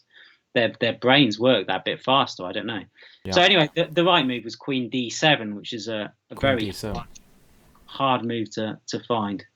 Because this keeps defending the knight, and you want to use the queen to. You're probably going to give up your knight on D4, but you're going to swing your queen across to defend the king. Right. Okay. So that's a good defensive idea, and it's quite normal to try to get the queen around. Like you say, Queen F6 is one idea, but bringing it up and across is a theme that you use quite a lot, I guess. So it just keeps that extra option open. If I was ever to take the knight, it just gives him one more move to take it back with his queen. Yeah. Wherever something like Queen E7, I'd probably just take the knight off. And it's actually not a big advantage to black if you analysed it with an engine. It's a little bit of an advantage, which, being two pieces up, means it's probably quite a hard position to defend as black. Yeah. That's generally what those type of evaluations mean. But yeah, it's a very interesting game, and yeah, it's great to play these guys. Yeah. Yeah, certainly. I mean, I've never played Ivanchuk, but I remember a funny story of him, Adam, as well. I mean, and he is a legend. I mean, if you follow chess, he will be one of your favourite players, Ivanchuk, without a shadow of a doubt. And well, I mean, first of all, congratulations for that, because that was a very exciting draw, against one of the best players in the world. And you kind of went for it, Adam, didn't you? There, in a way. I went up to a point, I think. Yeah. I mean, I'll tell you a funny story. I was playing in the same event, probably not this year, but another year, the European Club Cup, and I was playing for a team called the Dukes of Kent, who were an English team. No one particularly strong in the team. Myself, a Portuguese grandmaster, the legendary Louis Gallego, and the other players are about 2,200, and we're playing in Eilat in southern Israel, and we were. We just played a game, and actually I managed to beat Gelfand that same day, like one of my best ever results ever. Well, my best result. And have you shown it on chess.com? I think I've shown it before. Maybe I'll show it again, another time at some point. But the funny thing was, we're at this bar, and we're all looking at our games. About 8 of us crowded around analysis board with a pint in hand. Nice way to analyse. Best way to analyse, with a drink in hand. Yeah. And the team captain, Chris Rice, was getting quite annoyed because he was trying to show the game, his game, but he was getting very frustrated with other team members saying, "What about this move? What about that move?" Which happens in analysis, doesn't it, Adam? You get loads of people trying to suggest crap moves. Do you ever get that? It does happen quite a lot. Yeah, lots of the time. Yeah, lots of the time. And he was getting so annoyed with this. His hand came over, and people trying to move the pieces, and all of a sudden this hand came over and it moved a piece. And you could see in his face, he just had enough, and he looked around, about to shout at this guy, and he looked around, and it was Ivanchuk moving the piece, and he was like, "Oh, I can't really shout at him, can I?" Because then Ivanchuk, who's a legend of chess, he's another level above me. He certainly is. He's world Blitz champion at the moment, isn't he, or world rapid champion? One of the two. Yeah, world rapid champion. Yeah, world rapid, and he basically just came and sat down, and he went through all of our games. He spent the whole evening with us, and it was just legendary, to basically have this guy come and join us. He's a really nice guy. He loves his chess, but he's kind of superhuman, isn't he? I would say, Adam, as well. Yeah, I mean, it's. Have you seen the YouTube clip of him playing Yabava at drafts? I have seen it. Yeah. Yeah. Anybody who hasn't seen it should go and check it out. It's pretty amazing. He's playing in the he's getting his medal at the ceremony, and he's on the stage and he's working out this amazing drafts combination. Yeah. Comes back and blitzes it out against Yabava, who's an amazing chess player as well. Yeah. And I mean, it's the European Club Cup is a great tournament because you can play if you're our level, or even 2,200, 2,100, like all the way down to lower level as well. You can play against these really amazing players for at least one round. Yeah, it's great to get a chance to play these guys. And I have to say, we just have to say hello to Fiona, who's joined us in the chat on Twitch. And hi, Fiona. Glad you're here. Fiona, yeah, and she'll be joining for a stream soon. But she's put up a photo, Adam, of you playing Chucky, I think, as well, in the chat. So, which is quite nice of her. So, yeah, good stuff. Okay, nice. Now, Adam, this is a stream for ourselves. So the first time we had you on here, and I like that game. I mean, the pan-off, because one thing I have to say I learned from that game. I'll just show this to everyone at home, because we are doing a bit more of an educational show. Now, I've tried loads of things against the Caro-Kann, but I've never really considered taking on D5, Adam, or move 3. I've never really considered this. I have never looked at this line ever. And now, with this kind of idea of getting this formation, I'm quite tempted to give this a go now, Adam. I might give this a go. So it's not normal, because you would normally think to yourself, right, like I'm exchanging my E4 pawn for a C6 pawn, which under normal circumstances doesn't make any sense. I mean, E4 pawns are better than the C6 pawn. Yeah. So why exchange it off? Why give the knight a square? It's just that, in my experience, in this position, and it's a bit tricky. It's a bit tricky to play I mean, there's another option in this position for black, which I think is very reasonable, which is to play g6. Yeah.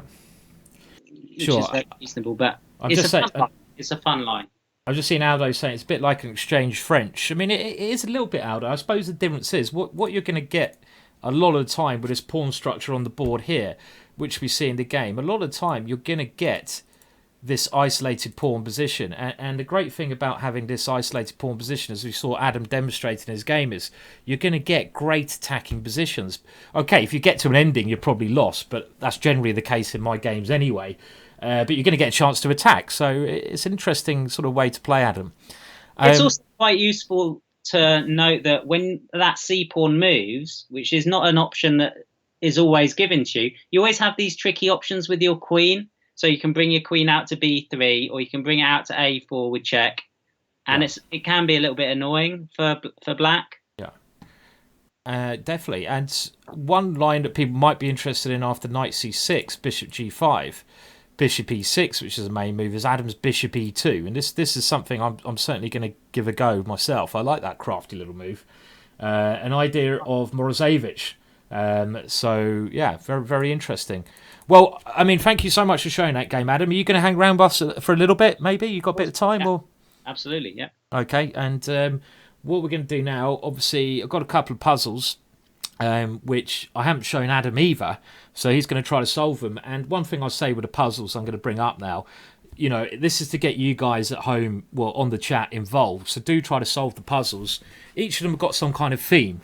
Now, don't use a computer. If you use a computer, you are a piece of, well, I shouldn't say it. There's no point using a computer. So we'll do the puzzles, I think, actually in a second or two. Now, first of all, I just wanted to have a chat with Adam before we do. Well, let's show one puzzle first. Let's do one puzzle to start with.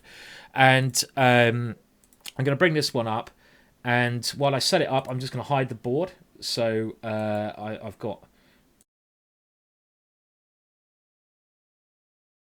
It is running a little bit slow today. So there we go. I've got a very trippy scene there I'm going to put up for everyone at home just to get you in puzzle... solving mode. I'm just setting up the puzzle now. I'll tell you what the puzzle is, and this one is a puzzle from 1983, and I'm going to tell you who it is to move. Now I've decided not to give DVDs away with the puzzles because too many people cheat, and they've told me they cheat, so that's why I've stopped doing that, which is a real pity.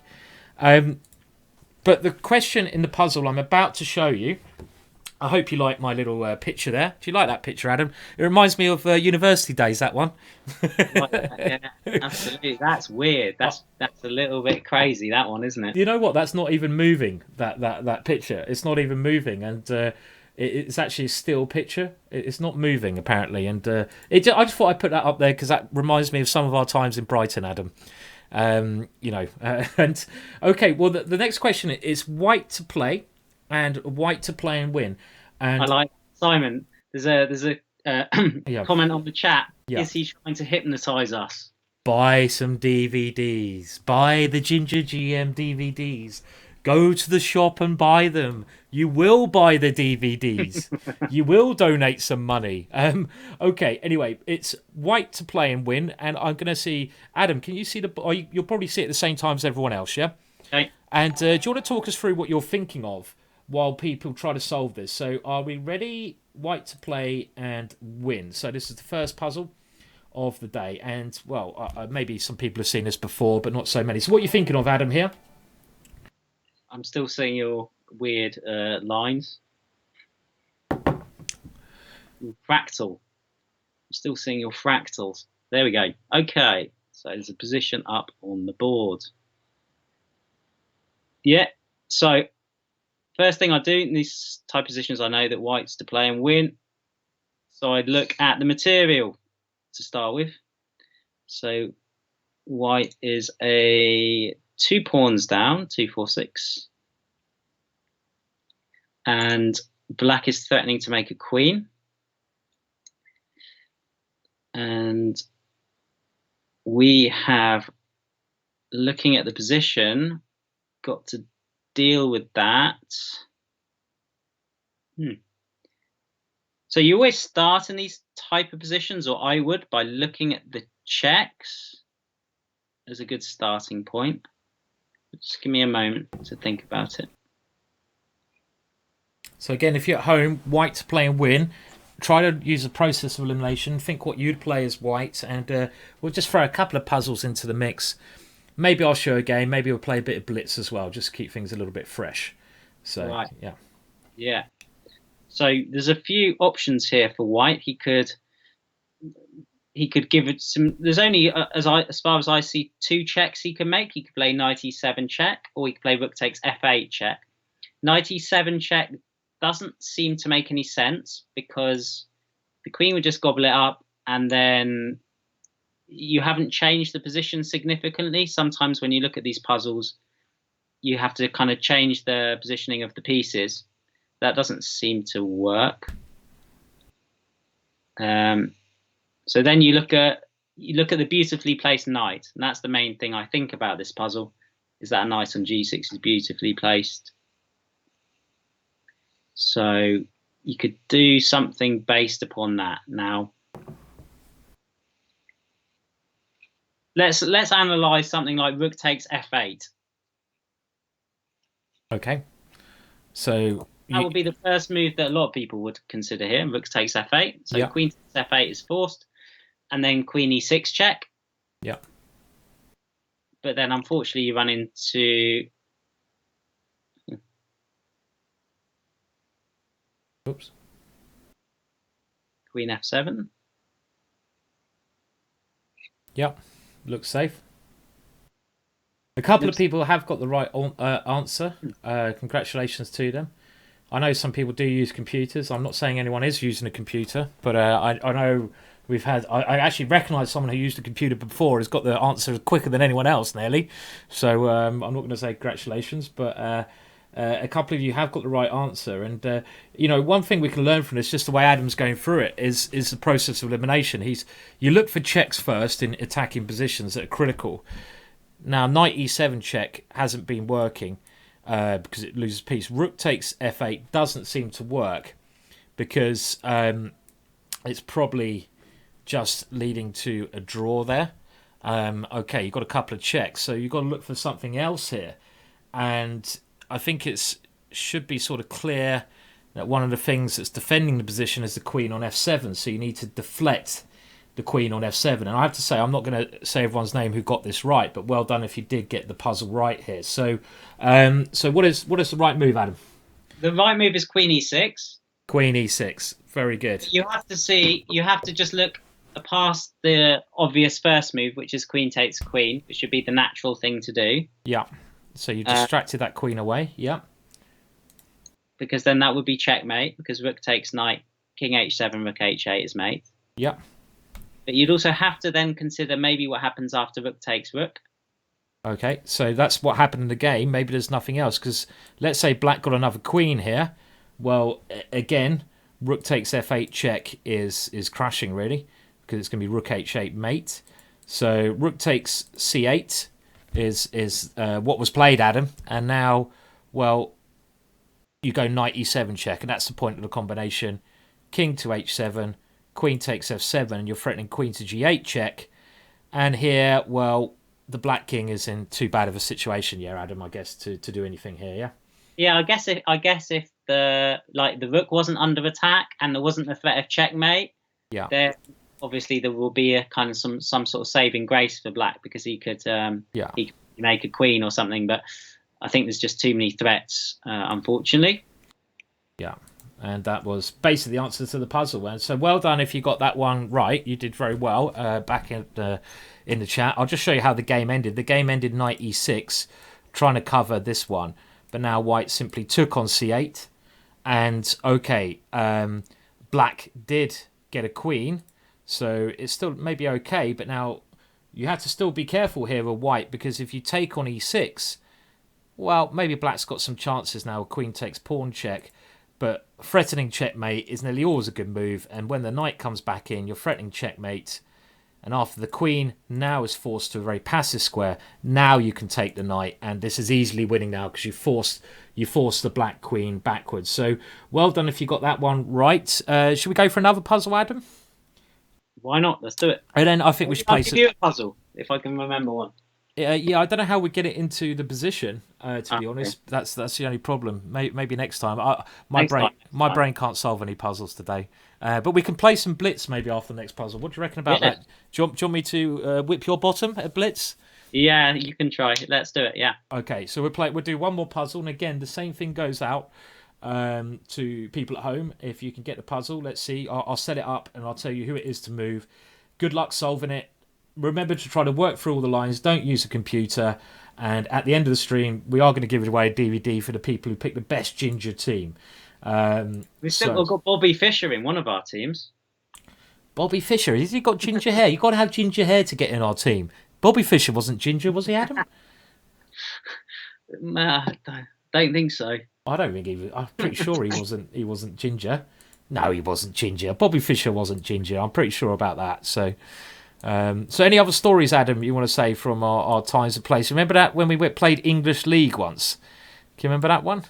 We played English League many times. Or British League, shall we say? And we had the nightmare car journey back. This was amazing. This was again. Me, Adam, were at university at the same time in Brighton, and we were getting a lift or someone. And what was the journey? It's about 4 hours, wasn't it? Back and I think we were on either on the way back, and it was. I don't know if the guys out there in the chat. Sorry to interrupt. I'll just put the puzzle up, Adam, and then you can finish the story. The puzzle is okay. This position here was reached in a game, and now Black played the move h6, which is threatening to go checkmate, but h6 was a major mistake. Why? What should White play now? Sorry, Adam, you can finish the story now. I'm still being hypnotised. Okay, so yeah, what was this car journey back we had then? This was the worst ever car journey. For those not familiar, go and check out the works of English rapper Craig David. Oh God, I wouldn't call him a rapper, to be honest, but yeah, he's artist. The worst ever singer in the world. And can you get a picture of Craig David up, Simon? I'll try to get a picture of Craig David. It might take me a second or two, but let's see what can be done. To a whole car journey of Craig David's album. Remember? But one time, our driver, who was very kind to give us a lift, had to stop on the side of the road because he was having a panic attack. Because he was having a panic attack. Well, I know. Too much Craig David. I know. It was actually true. We're driving and we're on a motorway, and so I'm just gonna have to get this one. Where are you? He's quite famous. He's quite a popular guy, Craig David. He is, but he's also. I hate his music. I have to say, hate his music, and it was very funny because the guy in the car. I think he was having a bit of a meltdown, after playing 2 games of chess at the weekend. And it was quite amusing because, well, not amusing, but he kept playing this one song. He kept putting it on repeat. So he didn't just play the whole album. Now, this one song, I've had nightmares about this. It's a song that goes, Tuesday, I did it on a Monday, I did it on a Tuesday. And he kept putting it on repeat for about 2 hours. And then I think me and Adam sort of said something. And he was on a motorway. He pulled over to the motorway and he started shaking. I think he had like Craig David withdrawals or something. It was very scary. But let me just show you. I've got a picture of Craig David now. Maybe doing this song, yeah? So here's a picture of Craig David looking like the person he is. But there's Craig David if you don't know who he is anyway. And check him out. Check out this song. Tuesday, Monday, Wednesday. Don't check it out. It's absolutely terrible. It's the worst song ever. But that was a killer journey back. Look at him. Killer. Look at him. Feeling the music there. We're not big fans of that kind of music, are we? So no. Oh dear. Okay. So anyway, a couple of people have the right answer here. So well done in the chess.com chat to Yanni Cal Babs Max. Lavender Cowboy. I like some of these names, don't you? They're quite good. And whoever else in the chat, if I miss your name, I apologise. On the Twitch chat, well done to other people who've got this. I won't go through all the names, but basically it's White. White is in a lot of trouble here, so you have to realise that because your king is in a world of pain, and you're facing checkmate threats. But you may suddenly realise here that there's a stalemate option, and amazingly, you can force stalemate. And I really like this stalemate. You give up your queen with this powerful check first, which is quite a stunning idea. Queen takes h6 check. Okay, black can go king back to g8, but that should be fine for white then, because you've got rid of a very important pawn. But the key line goes king takes h6, and we're just trying to find the best move in here. You go g5 check, and whatever black plays now, it's stalemate, which is quite an amusing one, because the king has to move, and when the king does move, you reach the stalemate position. So well done for anyone who got that puzzle right. Did you see that one, Adam, or were you thinking too much about Craig David? Yeah, I was trying to... no, I was thinking, Simon, though, the way you would find that sort of idea is the fact that the king hasn't got a lot, or the white player hasn't got a lot of other moves.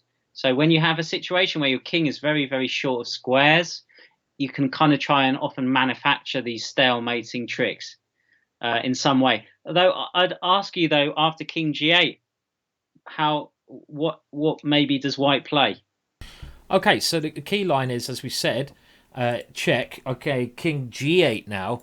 This is a good question, because what does white play now? It's equal material. I have a little check on f2 that you have to worry about, and I also am taking your pawn on a3. I mean, one thing that I'd be very careful of doing here is if I go queen g5, trying to get a check on d8, because that'd be sad. That would be very sad after queen f2 checkmate. King g5. King g5 going for the king attack. Oh, going in, trying to play for the win. Queen e3 check. So winning the queen. So, yeah, it's a good question. What should white do in this position after black turns down the draw? And I think there's probably... I'm trying to think what I play it. Sorry? Queen c1? Is there anything better? Queen c1, or... It looks best to me, yeah. I was thinking queen d2, but I think you can just take on a3 then. So I think queen c1. Make sure you defend the pawn. I love this guy on the chat. He's removed Bobby Fischer from the team. Yeah. Yeah, he's removed. Who was the other one that was in the team? Yeah. And he's brought in Judith Polgar. Okay, who's the guy in the chat? This guy must be winning the DVD, surely. Who is he? Kababi or Kabubi. Oh, he's really trying, isn't he, Kabubi? Amazing. At the start of the stream, we did say if anyone could think of an ideal chess team with only ginger-headed players in, then that would be okay. And we've got me and Adam to make it easier. And I have to say, Kababi, I think you've won a DVD just for your efforts there alone. Yeah, so if you give me an email at simon@gingergm.com, tell me you're Kababi. Don't cheat anyone else out there. I will catch you out. He's managed to get Alexander Khalifman in there, which is one that we've always thought would be a good addition to the team. They are missing Potkin, though. They are missing Potkin. I think that maybe our fellow female commentator Anna Rudolph might get in the team. Oh, yes, Anna Rudolph. Good. Yeah. So, who does a lot of commentary on chess.com now. What about Donald Trump? Would you have Donald Trump in your team, Adam? Yeah, I don't know. I don't know what his chess is like. It could be an interest. He could maybe fund the team. He could fund Ginger Magic. Maybe that's, Simon, that's a question that you could maybe send him off an email, see if he wants to fund our team. I'm okay, thanks. I'll avoid that one. So yeah, our good friend from Iceland, the Ginger Karpov as well. Indeed, yeah. So certainly. Right, should we play a game, Adam? Do you want your bottom whipped at the board, of course? Okay, yeah. Come on. So, all right, we're going to play a game. What should we play? Should we have a little match? Let's have a little mini match, shall we? World Championship match, yeah. Okay, what, first to 3 games or first to 2 games? What do you want? 3 minute? Something like that? 3 minute. My mouse is probably... I'm making excuses already. My mouse is quite slow. Yeah, let's play 3 minute chess. Why not? 3 minute, okay. And... we did the same first to 3 wins, yeah? First to 3 wins, okay. I feel I'm going to win 3-0 because I'm just in the mood for it now. We've been doing too much serious chess. Probably, yeah. I think Adam needs to go after this one. I mean, you can hang around if you want, Adam, but obviously you are free to go. And after these bit of Blitz, I might show you all an interesting game I had as well. I'm going to show Simon why the French defence is it's got problems. Come on there, Adam. You talk a good game, but I think you talk rubbish. So I'm going to defend my French defence with honour. Oh, I know. What, you're not going to go for your Queen D3 rubbish, are you? No. Oh, you're going to do that again, are you? I'm going to do that again. Simon got a really bad position once upon a time against me with this little cheeky line. Ah, I was always all right.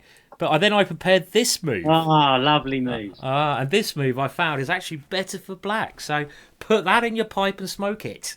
But I don't know what I do next. Marcus Harvey played this against me once. Oh, did he? Yeah. Good for I Marcus. was following your DVD. Following my DVD. Bad move. So, of course, did you say I played a bad move? Yeah, I reckon so. I don't play bad moves.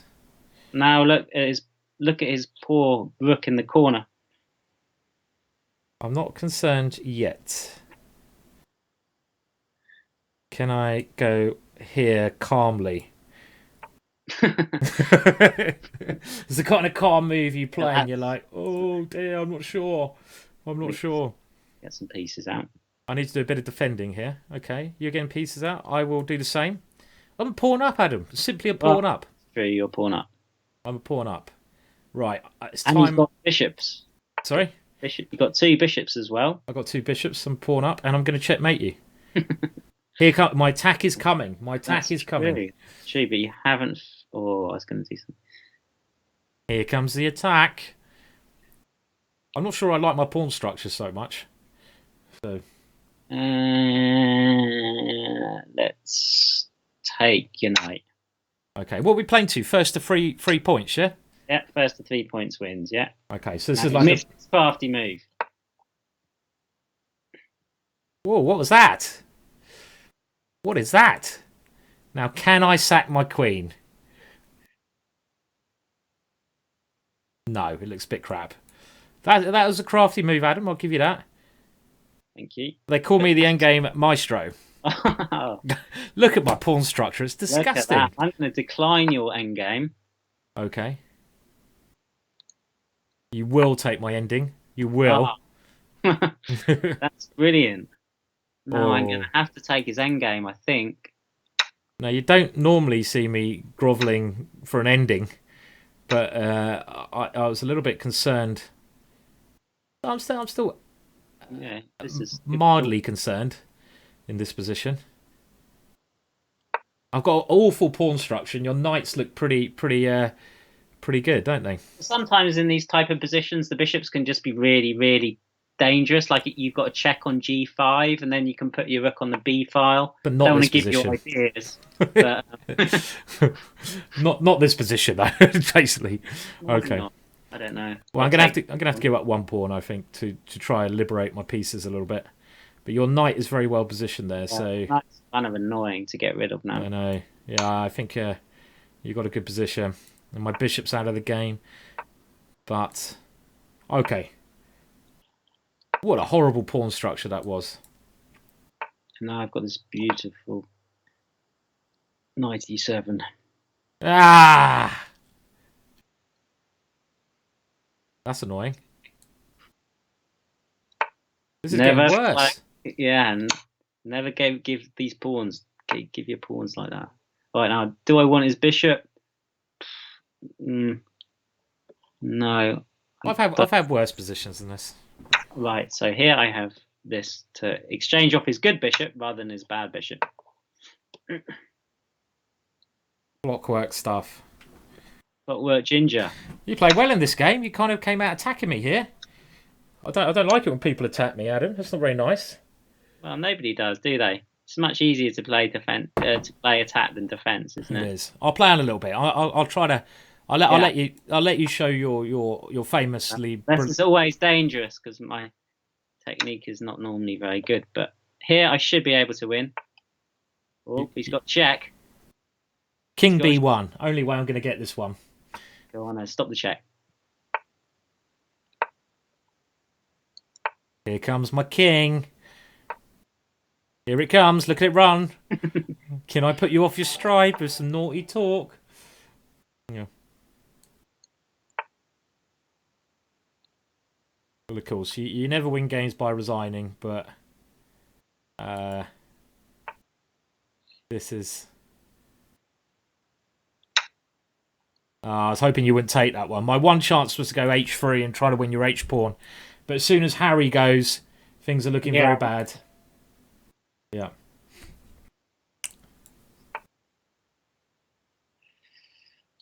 Carry on.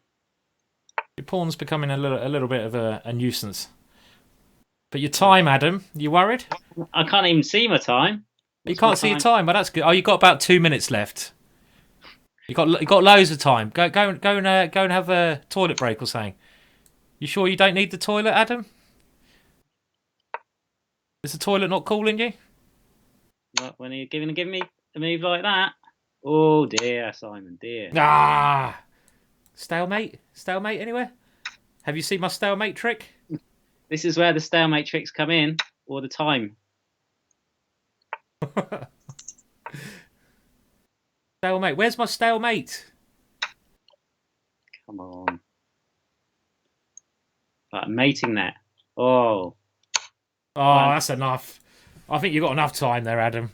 We got enough time. So what I always do when I do these matches is, whenever I get anyone on, I always lose the first game just to be nice to the person I did it, and then I crush them in the next 3. So you're ready now, okay?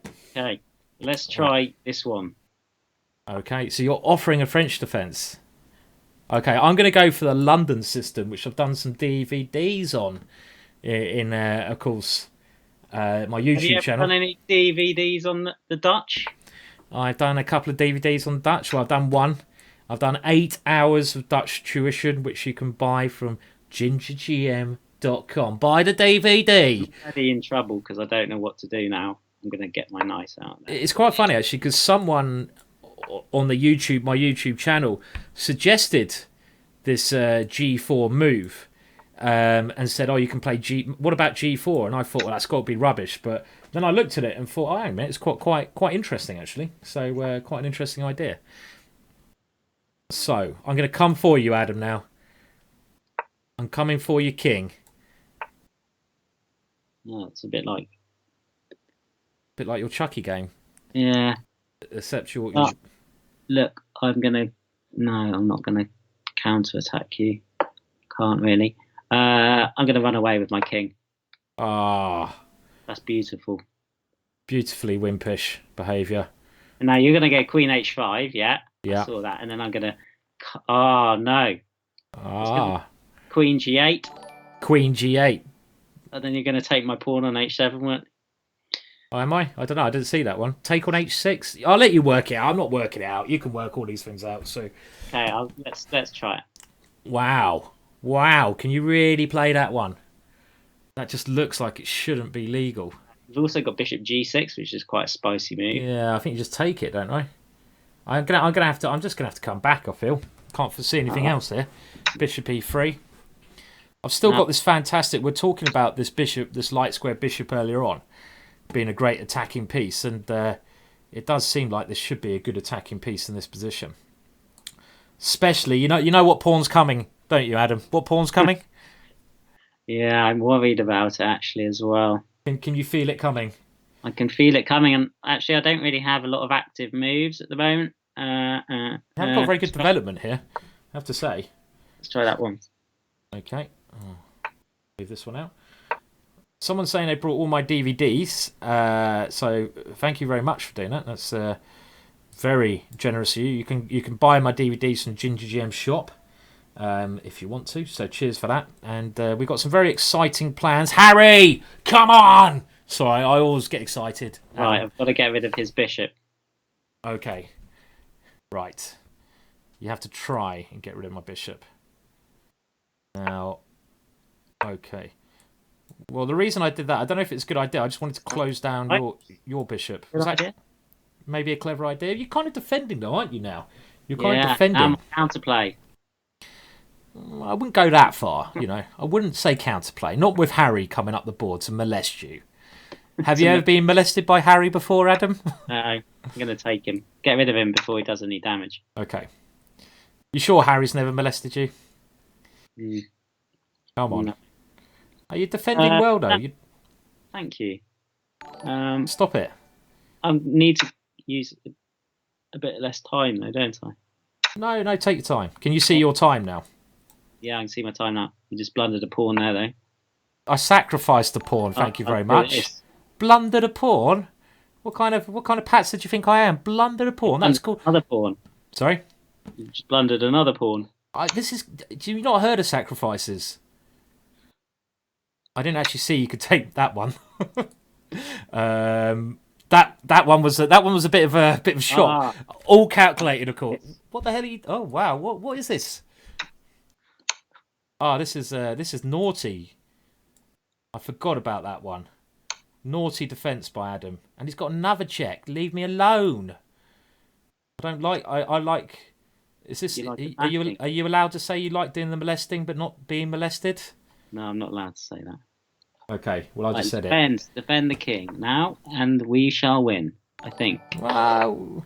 Knight and queen. Knight and queen are always very dangerous, aren't they? They are. I need to win this one. I can't lose 3-0. I just can't lose 3-0 to you.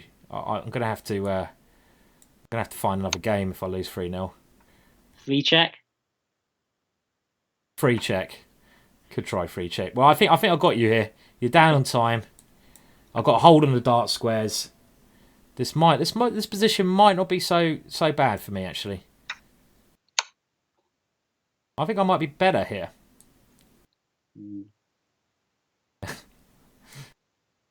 What do you reckon? I don't know. Bishop's very bad. Bishop is bad.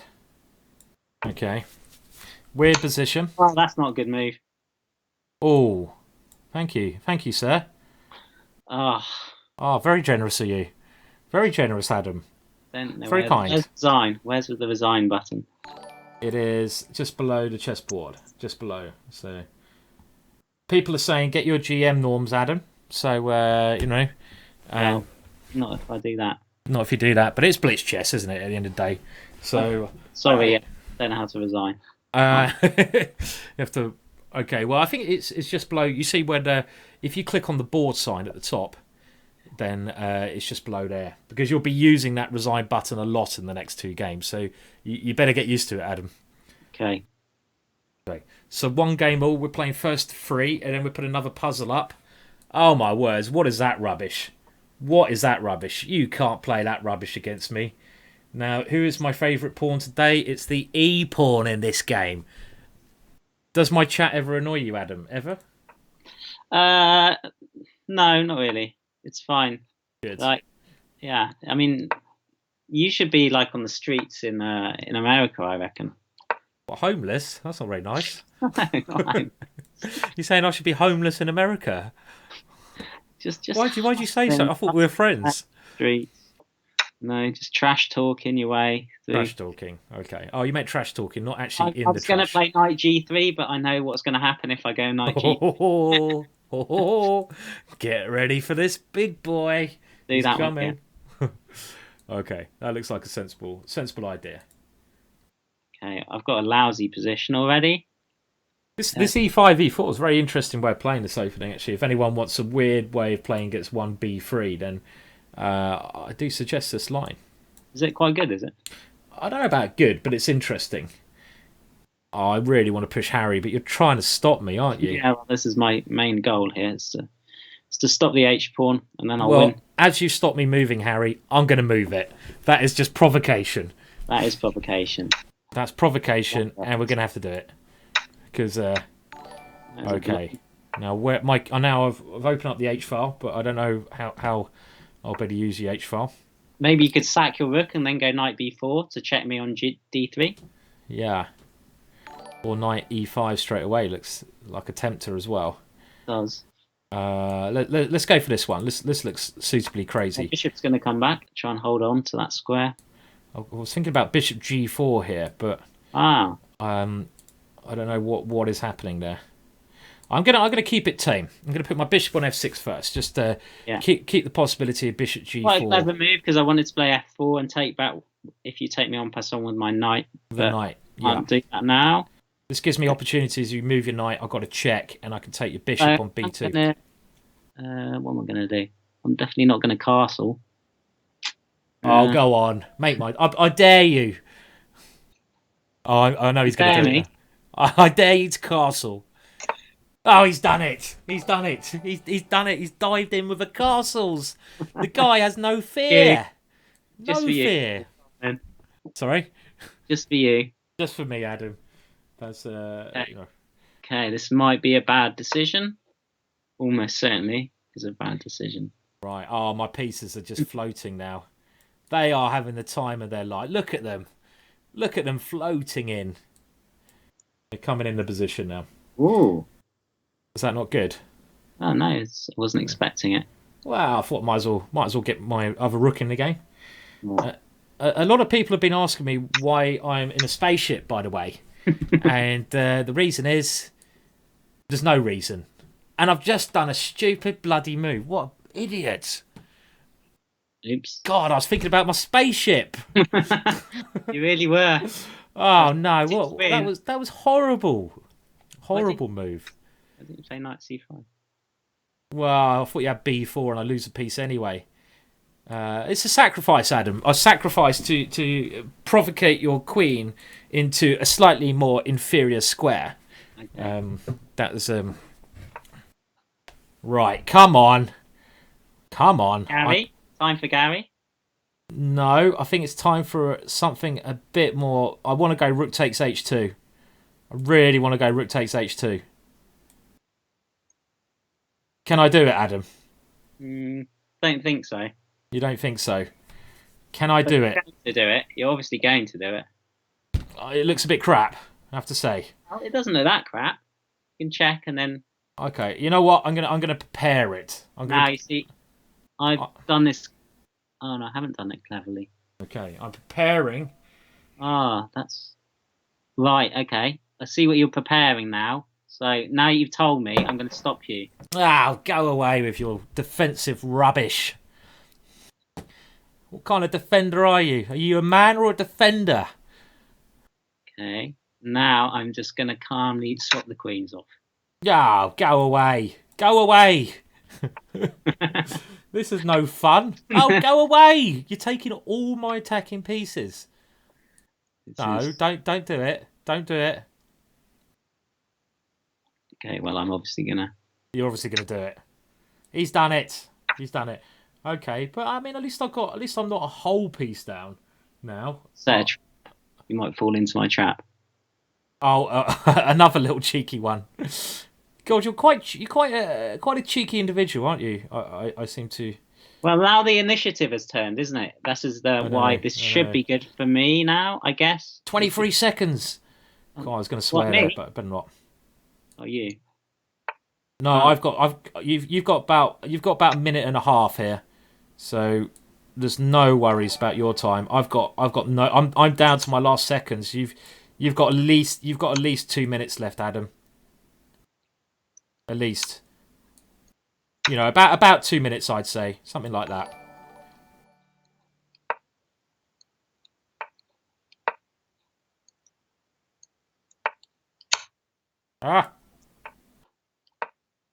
This is what we call a brave king. Yeah, just to let you know, you've got 30 seconds left now. But I've got 8 seconds. 30 seconds, Adam. Oh, I hate this. I hate it. Just random. Oh, bunner. Ah! Yeah. Dear.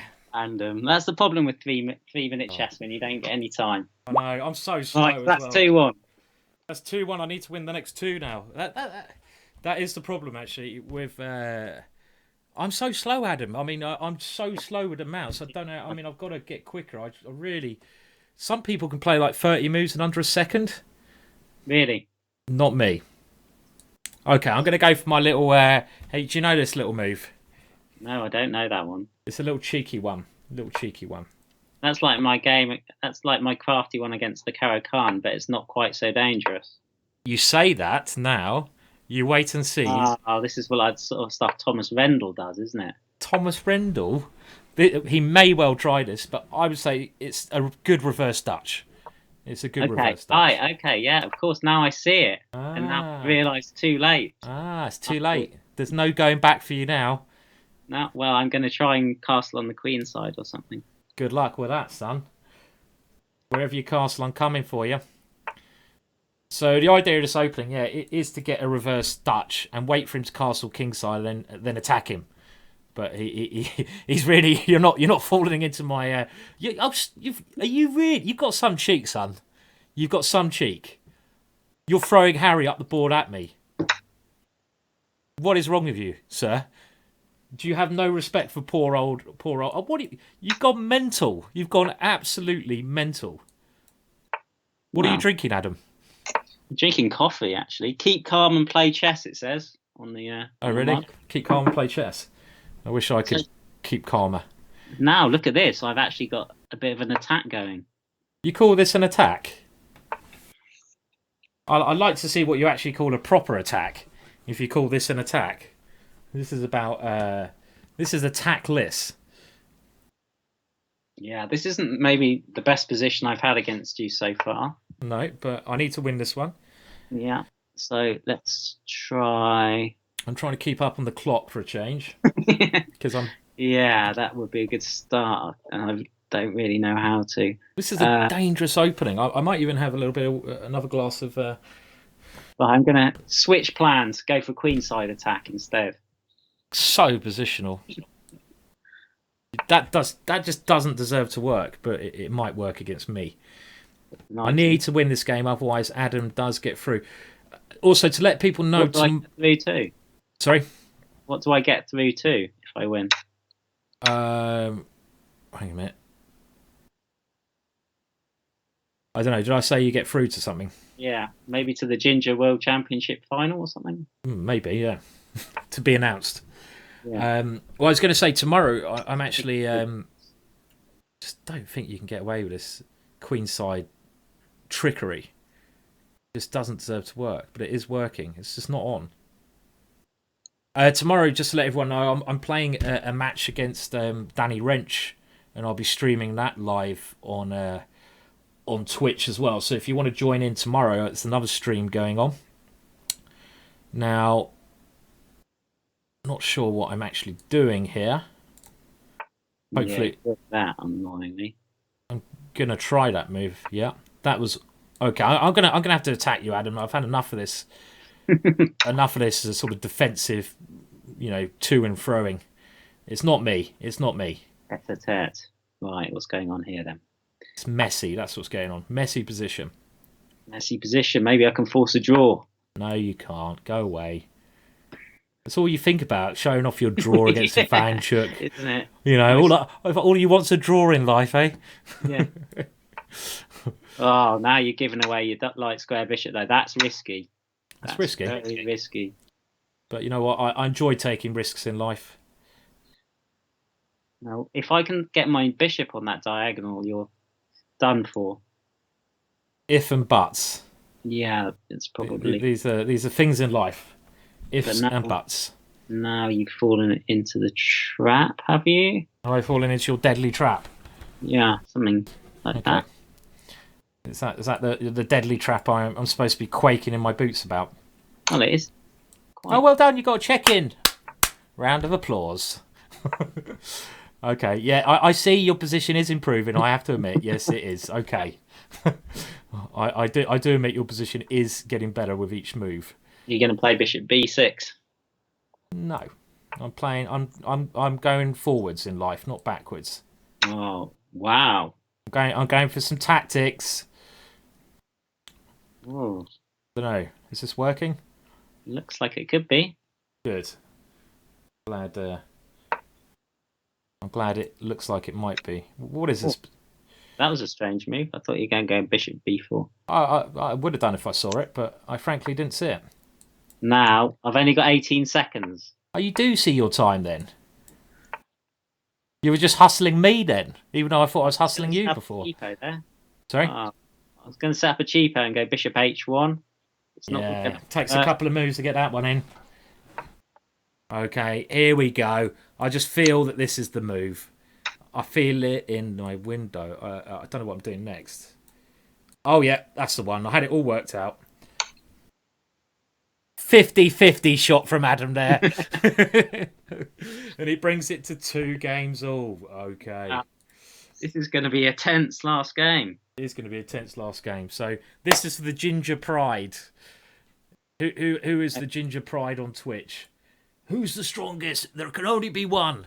It's going to have to take a serious opening. Okay, let's do it. So it's all about this game. We come down to the last game, and oh my God, you're taking the piss. You are taking the proverbial piss. Look, it's got a name. Cadas opening. The Cadas. You're pushing Harry on move 1. This is just... I can't believe it. Somebody once did this against me in a tournament. Bastard. Well, I mean, you can of course play this, but it's a little bit... Not quite sure how to follow it up. No. Well, you can play anything in chess, can't you? When you're white, you can play. You can play anything. Even like 2 bad moves in a row, which is... No, you can, and still be okay, just about. Yeah, someone's saying it's Basmania, and... well, I've played Mike Basman once, and he absolutely destroyed me, just positionally, just completely outplayed me. But have you ever played Mike Basman? I've played him a couple of times, so I tend to do all right against him. Mike Basman is a bit of a legend in English chess. I don't know what to do now. And Mike Basman, basically, he's an English chess international master, and he plays the most stupid moves. I recommend you look him up. He plays like 1a6, the Grob. He plays the craziest moves that you can encounter. So definitely worth looking up Basman. Now, this is not how to play this opening, I don't think.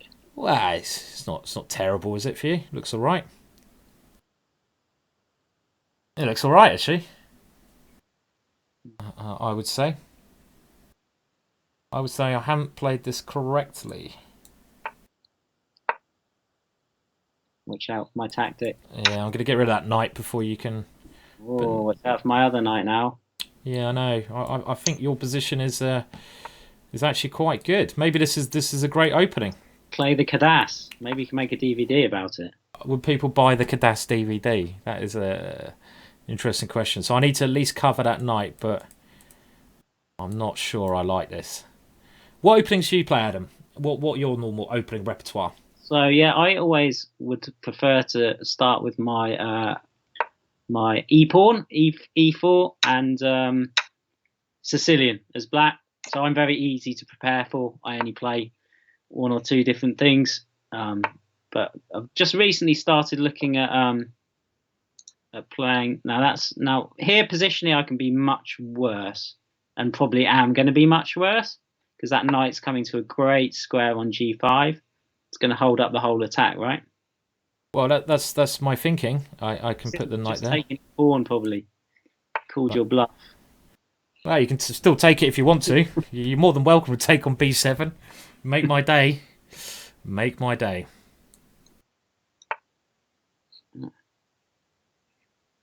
Yeah, so aggressive openings, and I always say to any like aspiring player, young or old, always start by playing sharp openings. They just basically improve your tactics more than anything else. So it's better to play that way than it's just more interesting as well. Yeah, I agree with that. I mean, if you're going to start, if you're aspiring player, try to pick sharp openings, go for crazy openings, and basically, just not crazy openings, even just not crazy, just just good sharp openings. Have I just given up 1 pawn? I can't count at the moment. Oh, you've gone there. Oh, wow, this is a flashy tactic. Okay. Well, you told me about that move, so I better play it.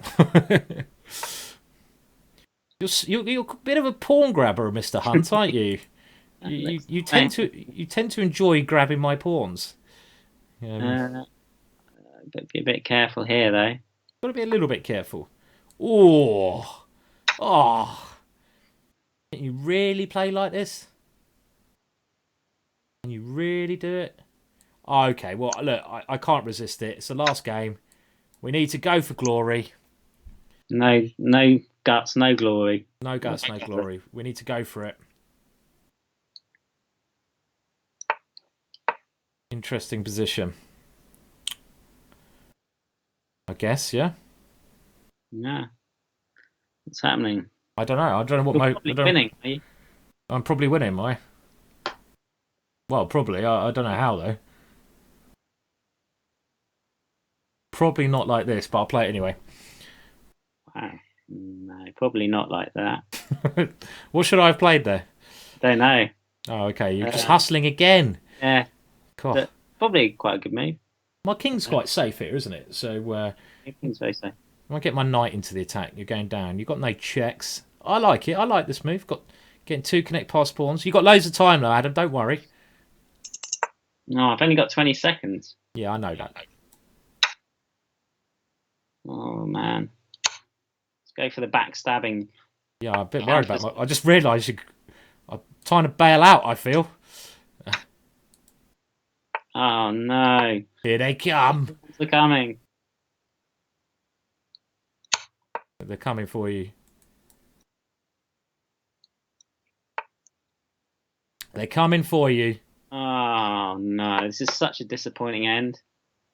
Hang on a minute. Hang on a minute. What do I do to stop that? Just play knight f3, go for the attack. Oh my god, this has got really... How'd you do this? This is not on.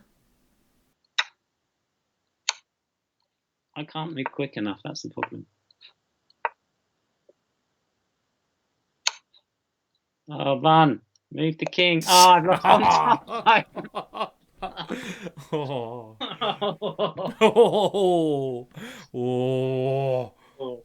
That was a nasty trick you set up there. You were losing. I think I'm losing here, yeah, because you just go king a4, yeah? And then I check, you go king b5. I have to take on f6, so then you go check and you go checkmate. So it's yeah, that's pretty bad, yeah? Oh dear. I need to play faster. I'm too slow. Never mind. I've never met anyone who plays slower than me, Adam, actually. You're the first, so well done for that. Congratulations. So good stuff.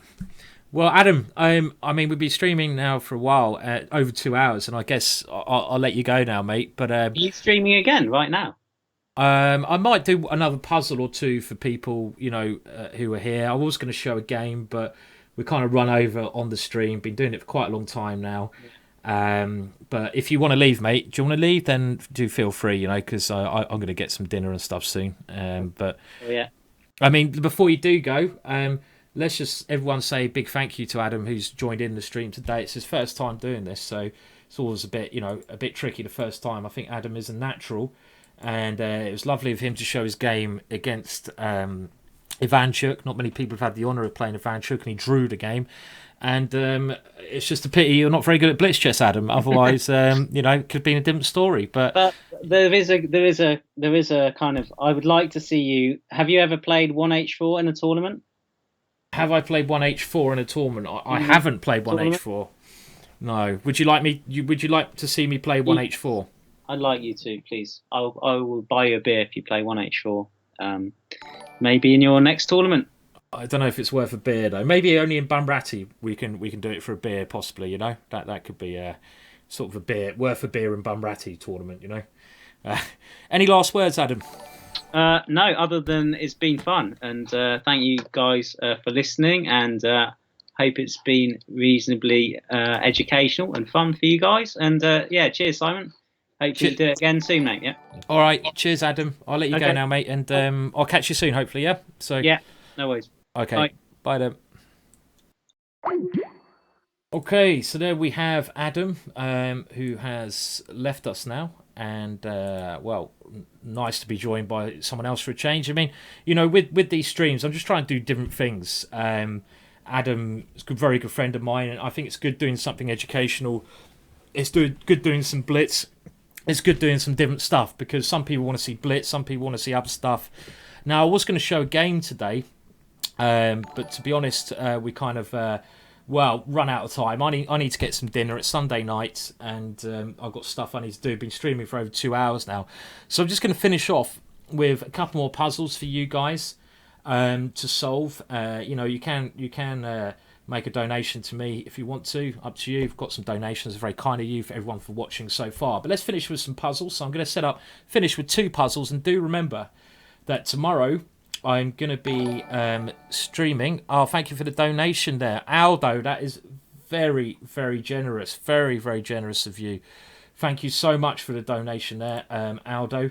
And I'll just put it back on the scene. My XSplit is... But thank you so much, Aldo. That is very kind of you to donate. It's very, very kind of you. I mean, one of my aims is basically to become what is called a Twitch partner.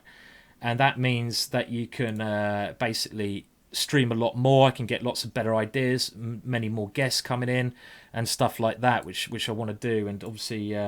you know, most money here goes towards doing more stuff in the future. Basically, that's what I'm trying to achieve from these streams. Okay, so I'm just setting up a puzzle now with my weird little highlight there, and I'm just trying to get another one in. Do bear with me, because it just takes me a while to get the puzzle set up, and I don't want to give it away. If you've enjoyed this stream, well, you know, I've got. This next one, by the way, is quite a hard puzzle.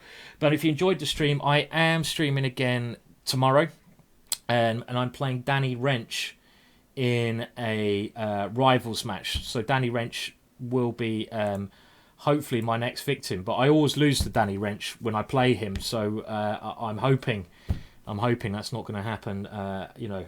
Hoping it's not going to happen tomorrow, but we'll see. Okay, now this puzzle I'm going to set up in a second. Okay, well, it didn't set up properly. Let's try again.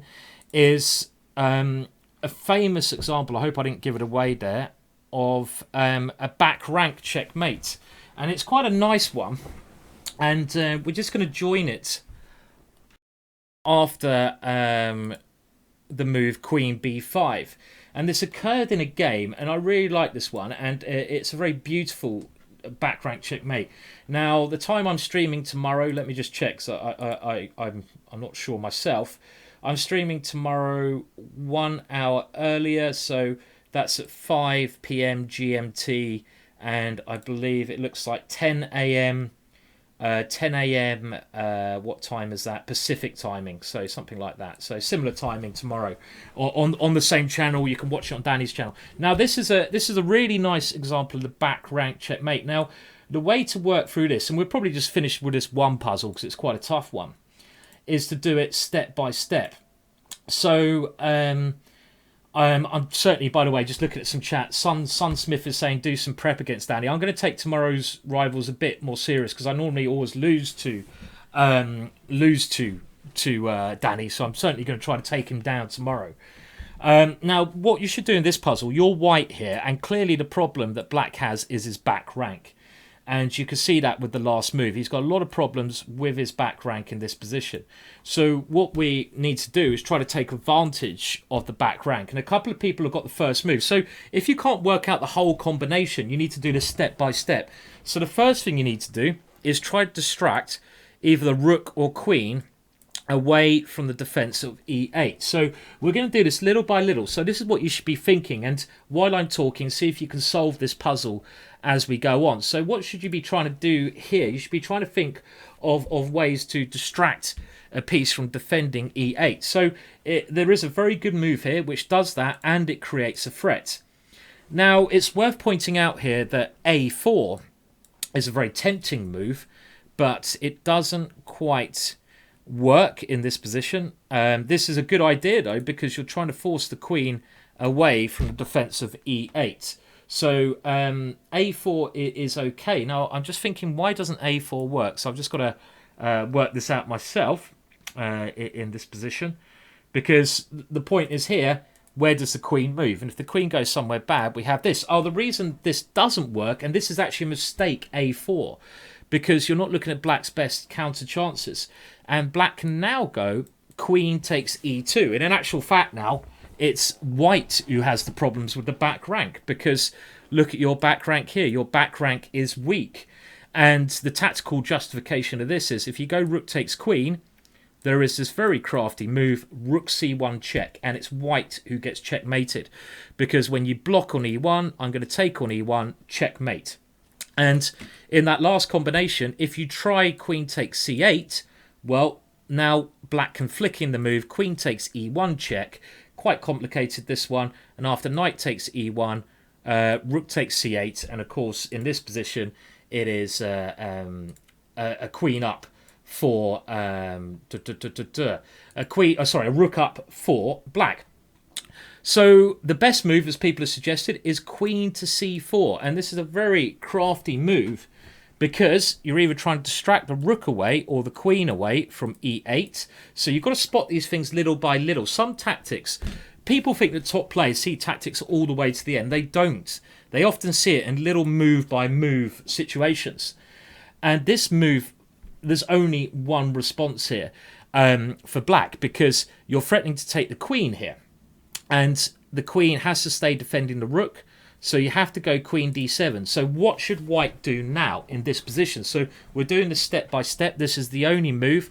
What is white's best move now? So let's keep working this out. What should you play in this position? Is there another good move here for white? So remember, bit by bit, you're trying to distract the queen or the rook away from e8. So this is why it's little tactic by tactic. Now, if you take the rook on c8, you lose because the rook takes c8. You're a queen down. Rook to e8 check does not work, so that's not the right suggestion, whoever suggested that one. Queen takes c8 loses. You can't play that. What do you do now? And no one seems to have got the right answer quite yet. So try to think again. The theme is distracting a piece away from the defense of e8. So what is the idea here? That's what you're trying to do in this puzzle. And yeah, just to let you know, so I will be streaming again tomorrow. I'm streaming my match against Danny Wrench, rivals match, probably a couple of hours there, and trying to build up some viewers on of course, you know, my streams I do. Thank you for all your support for tuning in, and especially thank you to those of you who donated. But you can also help by buying a DVD from my shop, buy a DVD as well. Okay, now a couple of people had the right answer. Thank you very much. Your good chess this videos, Anvi. Well, that's very kind. Thank you for £5 donation. Of course, it all helps. I'm splitting everything with Adam tonight because it's his first time, so it's going to go 50%. We're not going to leave him in the lurch because he's helped out a lot today. By the way, the time of the stream tomorrow, for those of you asking, and is 10 a.m. Pacific time. You can work out what that is other time. So people are now finding the right answer. The right move here is queen to c7. A beautiful move again. Absolutely stunning move. And the idea of this move, same as before. You're trying to get rid of the queen or the rook. Now, what can black play here? Let's have a look at his options. Well, he can't take the queen with either of his pieces because it's back rank checkmate. If he tries to go rook takes e2, this doesn't work like before because we can just go queen takes queen and our knight defends the rook, so this doesn't work.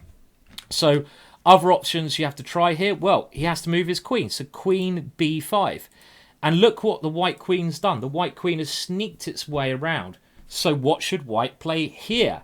So we're doing it bit by bit. So you forced your queen into a position where now the black queen is a bit more restricted. And you've got to work out the next stage of this. So you're doing this little by little.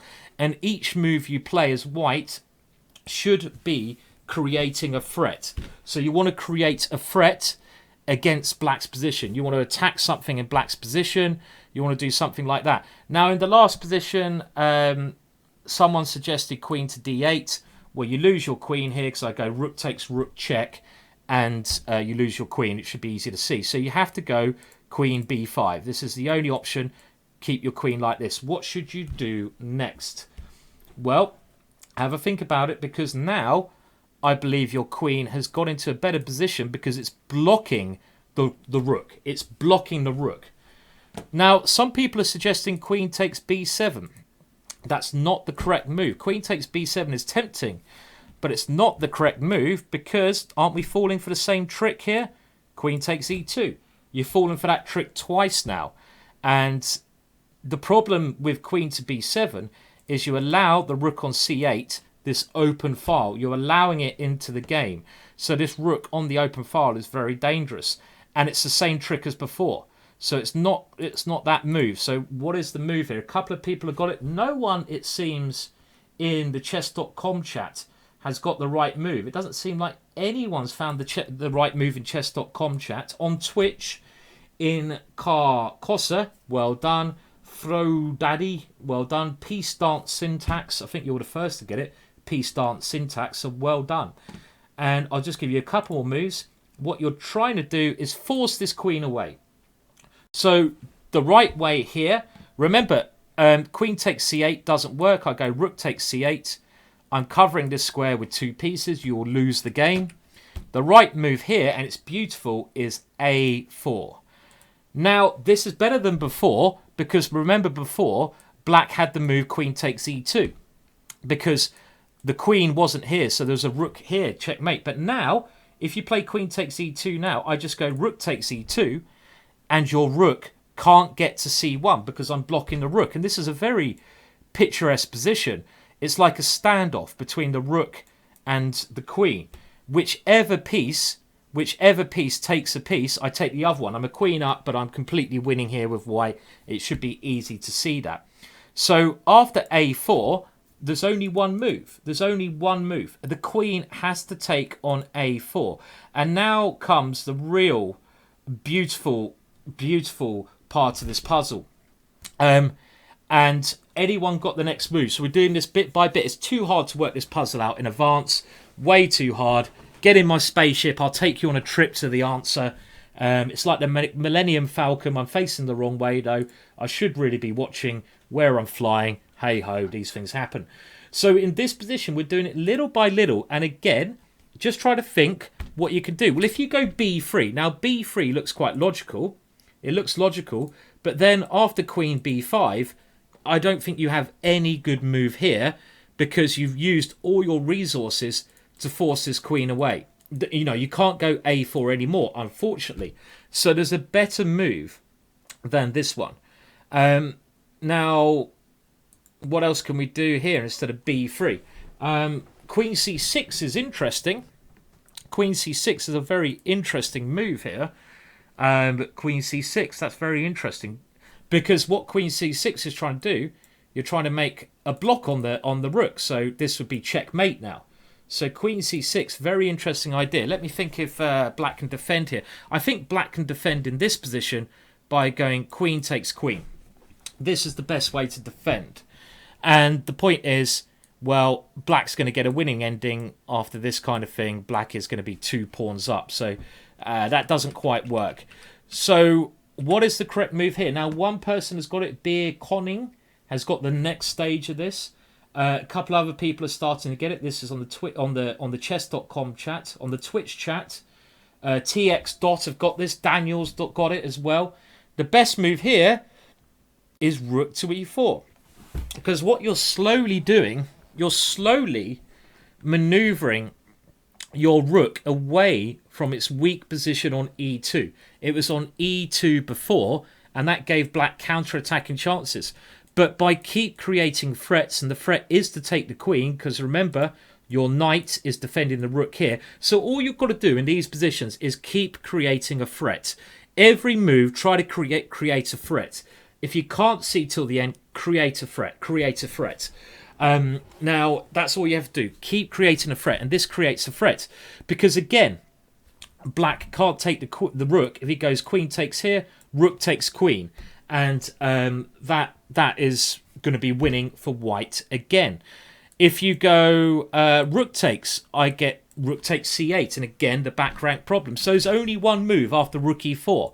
What is the only move? The only move here is queen b5 because black still has to keep on this one. And after the next move, black resigned. Now, apparently, this was a real game. Now, I have to say, because it was such an amazing combination, I don't know if it is real or not. I kind of think that combinations like this are so beautiful. I don't know if they were actually played or made up. But what is the correct move here? And that after the next move, black did resign in this game apparently. And this is the nice finish of the combination. Now, Queen d7 doesn't help because I go queen takes queen. I just win your queen. But now I think well done to Land Onto, who's got it on the chess.com chat, and everyone else who's got it there. I think you were the first there. I might be wrong. And let's have a look at the Twitch chat. Well done to Chess Lover. Well done to Chess Lover. Well done to Future GM, who hello. I know Future GM is a regular here. And, and hello to everyone. And the move now is queen takes b7. And what is the difference before? You see that we're making these subtle differences. Well, before, when we tried this move before, it did not work because my rook, which is on this square, was back on e2. And I have to say, this is an incredibly complicated puzzle. So don't worry if you can't solve it. It's incredibly difficult, incredibly complicated.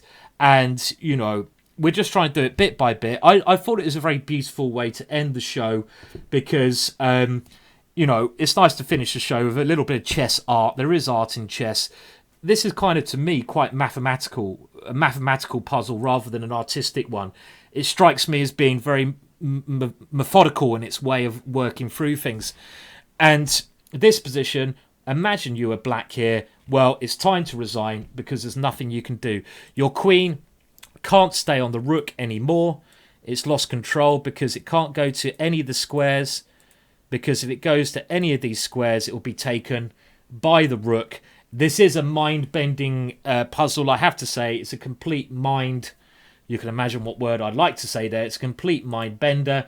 And, it's completely crazy. And remember, the difference here, we're making these subtle differences that when we tried rook queen takes b7 before, let me go back. A lot of people in this position were saying queen takes b7. But the difference is your rook is on e2 now. So black has an extra defense, which is queen takes e2. Now, if we go to the final position, when we go queen takes b7 here, the rook is here. So these very small differences make a big change in the position. And I think that's quite a nice way to finish the show and to basically... Oh, I need to get some dinner now. It's a Sunday night. I've got more streaming tomorrow. Still got some more work to do. But I hope you enjoyed that. And in this position, black resigned. It should be easy to see. He's got no way out of this one. Well, I'm going to say basically all my thank yous now. So I'm going to thank you again to Adam, who joined me here with the stream today. It's very kind of him to join me. And, I'd like to say, again, next thanks to everyone who's donated and all your names are above. It's you guys who make me want to do this more, obviously, because it takes quite a long time to prepare these things, a couple of hours to prepare the puzzles and get the setup. So all donations, of course, help. I'm a professional chess player, helps me do it again in future. But also, thank you to everyone else who's tuned in, even if you didn't donate. It's great to have you here. Thank you so much. I'm going to try to do these things at least twice a week now. I'm going to mix it up with something which will help you learn some educational stuff, which Adam helped out there, but also with stuff where we're going to play some Blitz, have a bit of fun, have a bit of craziness. We're going to get Fiona back on the show soon, some other special guests, and of course, I've got other ideas and I've got other work I need to be doing. But really, really massive thank you to everyone who has come in. And I think tomorrow I'm playing Danny Wrench. That is the next stream I'm doing. Hopefully after that, the next one will be with the lovely Fiona. Hope you enjoyed it. Hope you maybe learnt something. Even if you learnt one thing, one small thing to take away with you, that's a good thing. That's a good thing. And hopefully I'll be doing this again in future. But thank you all so much for tuning in.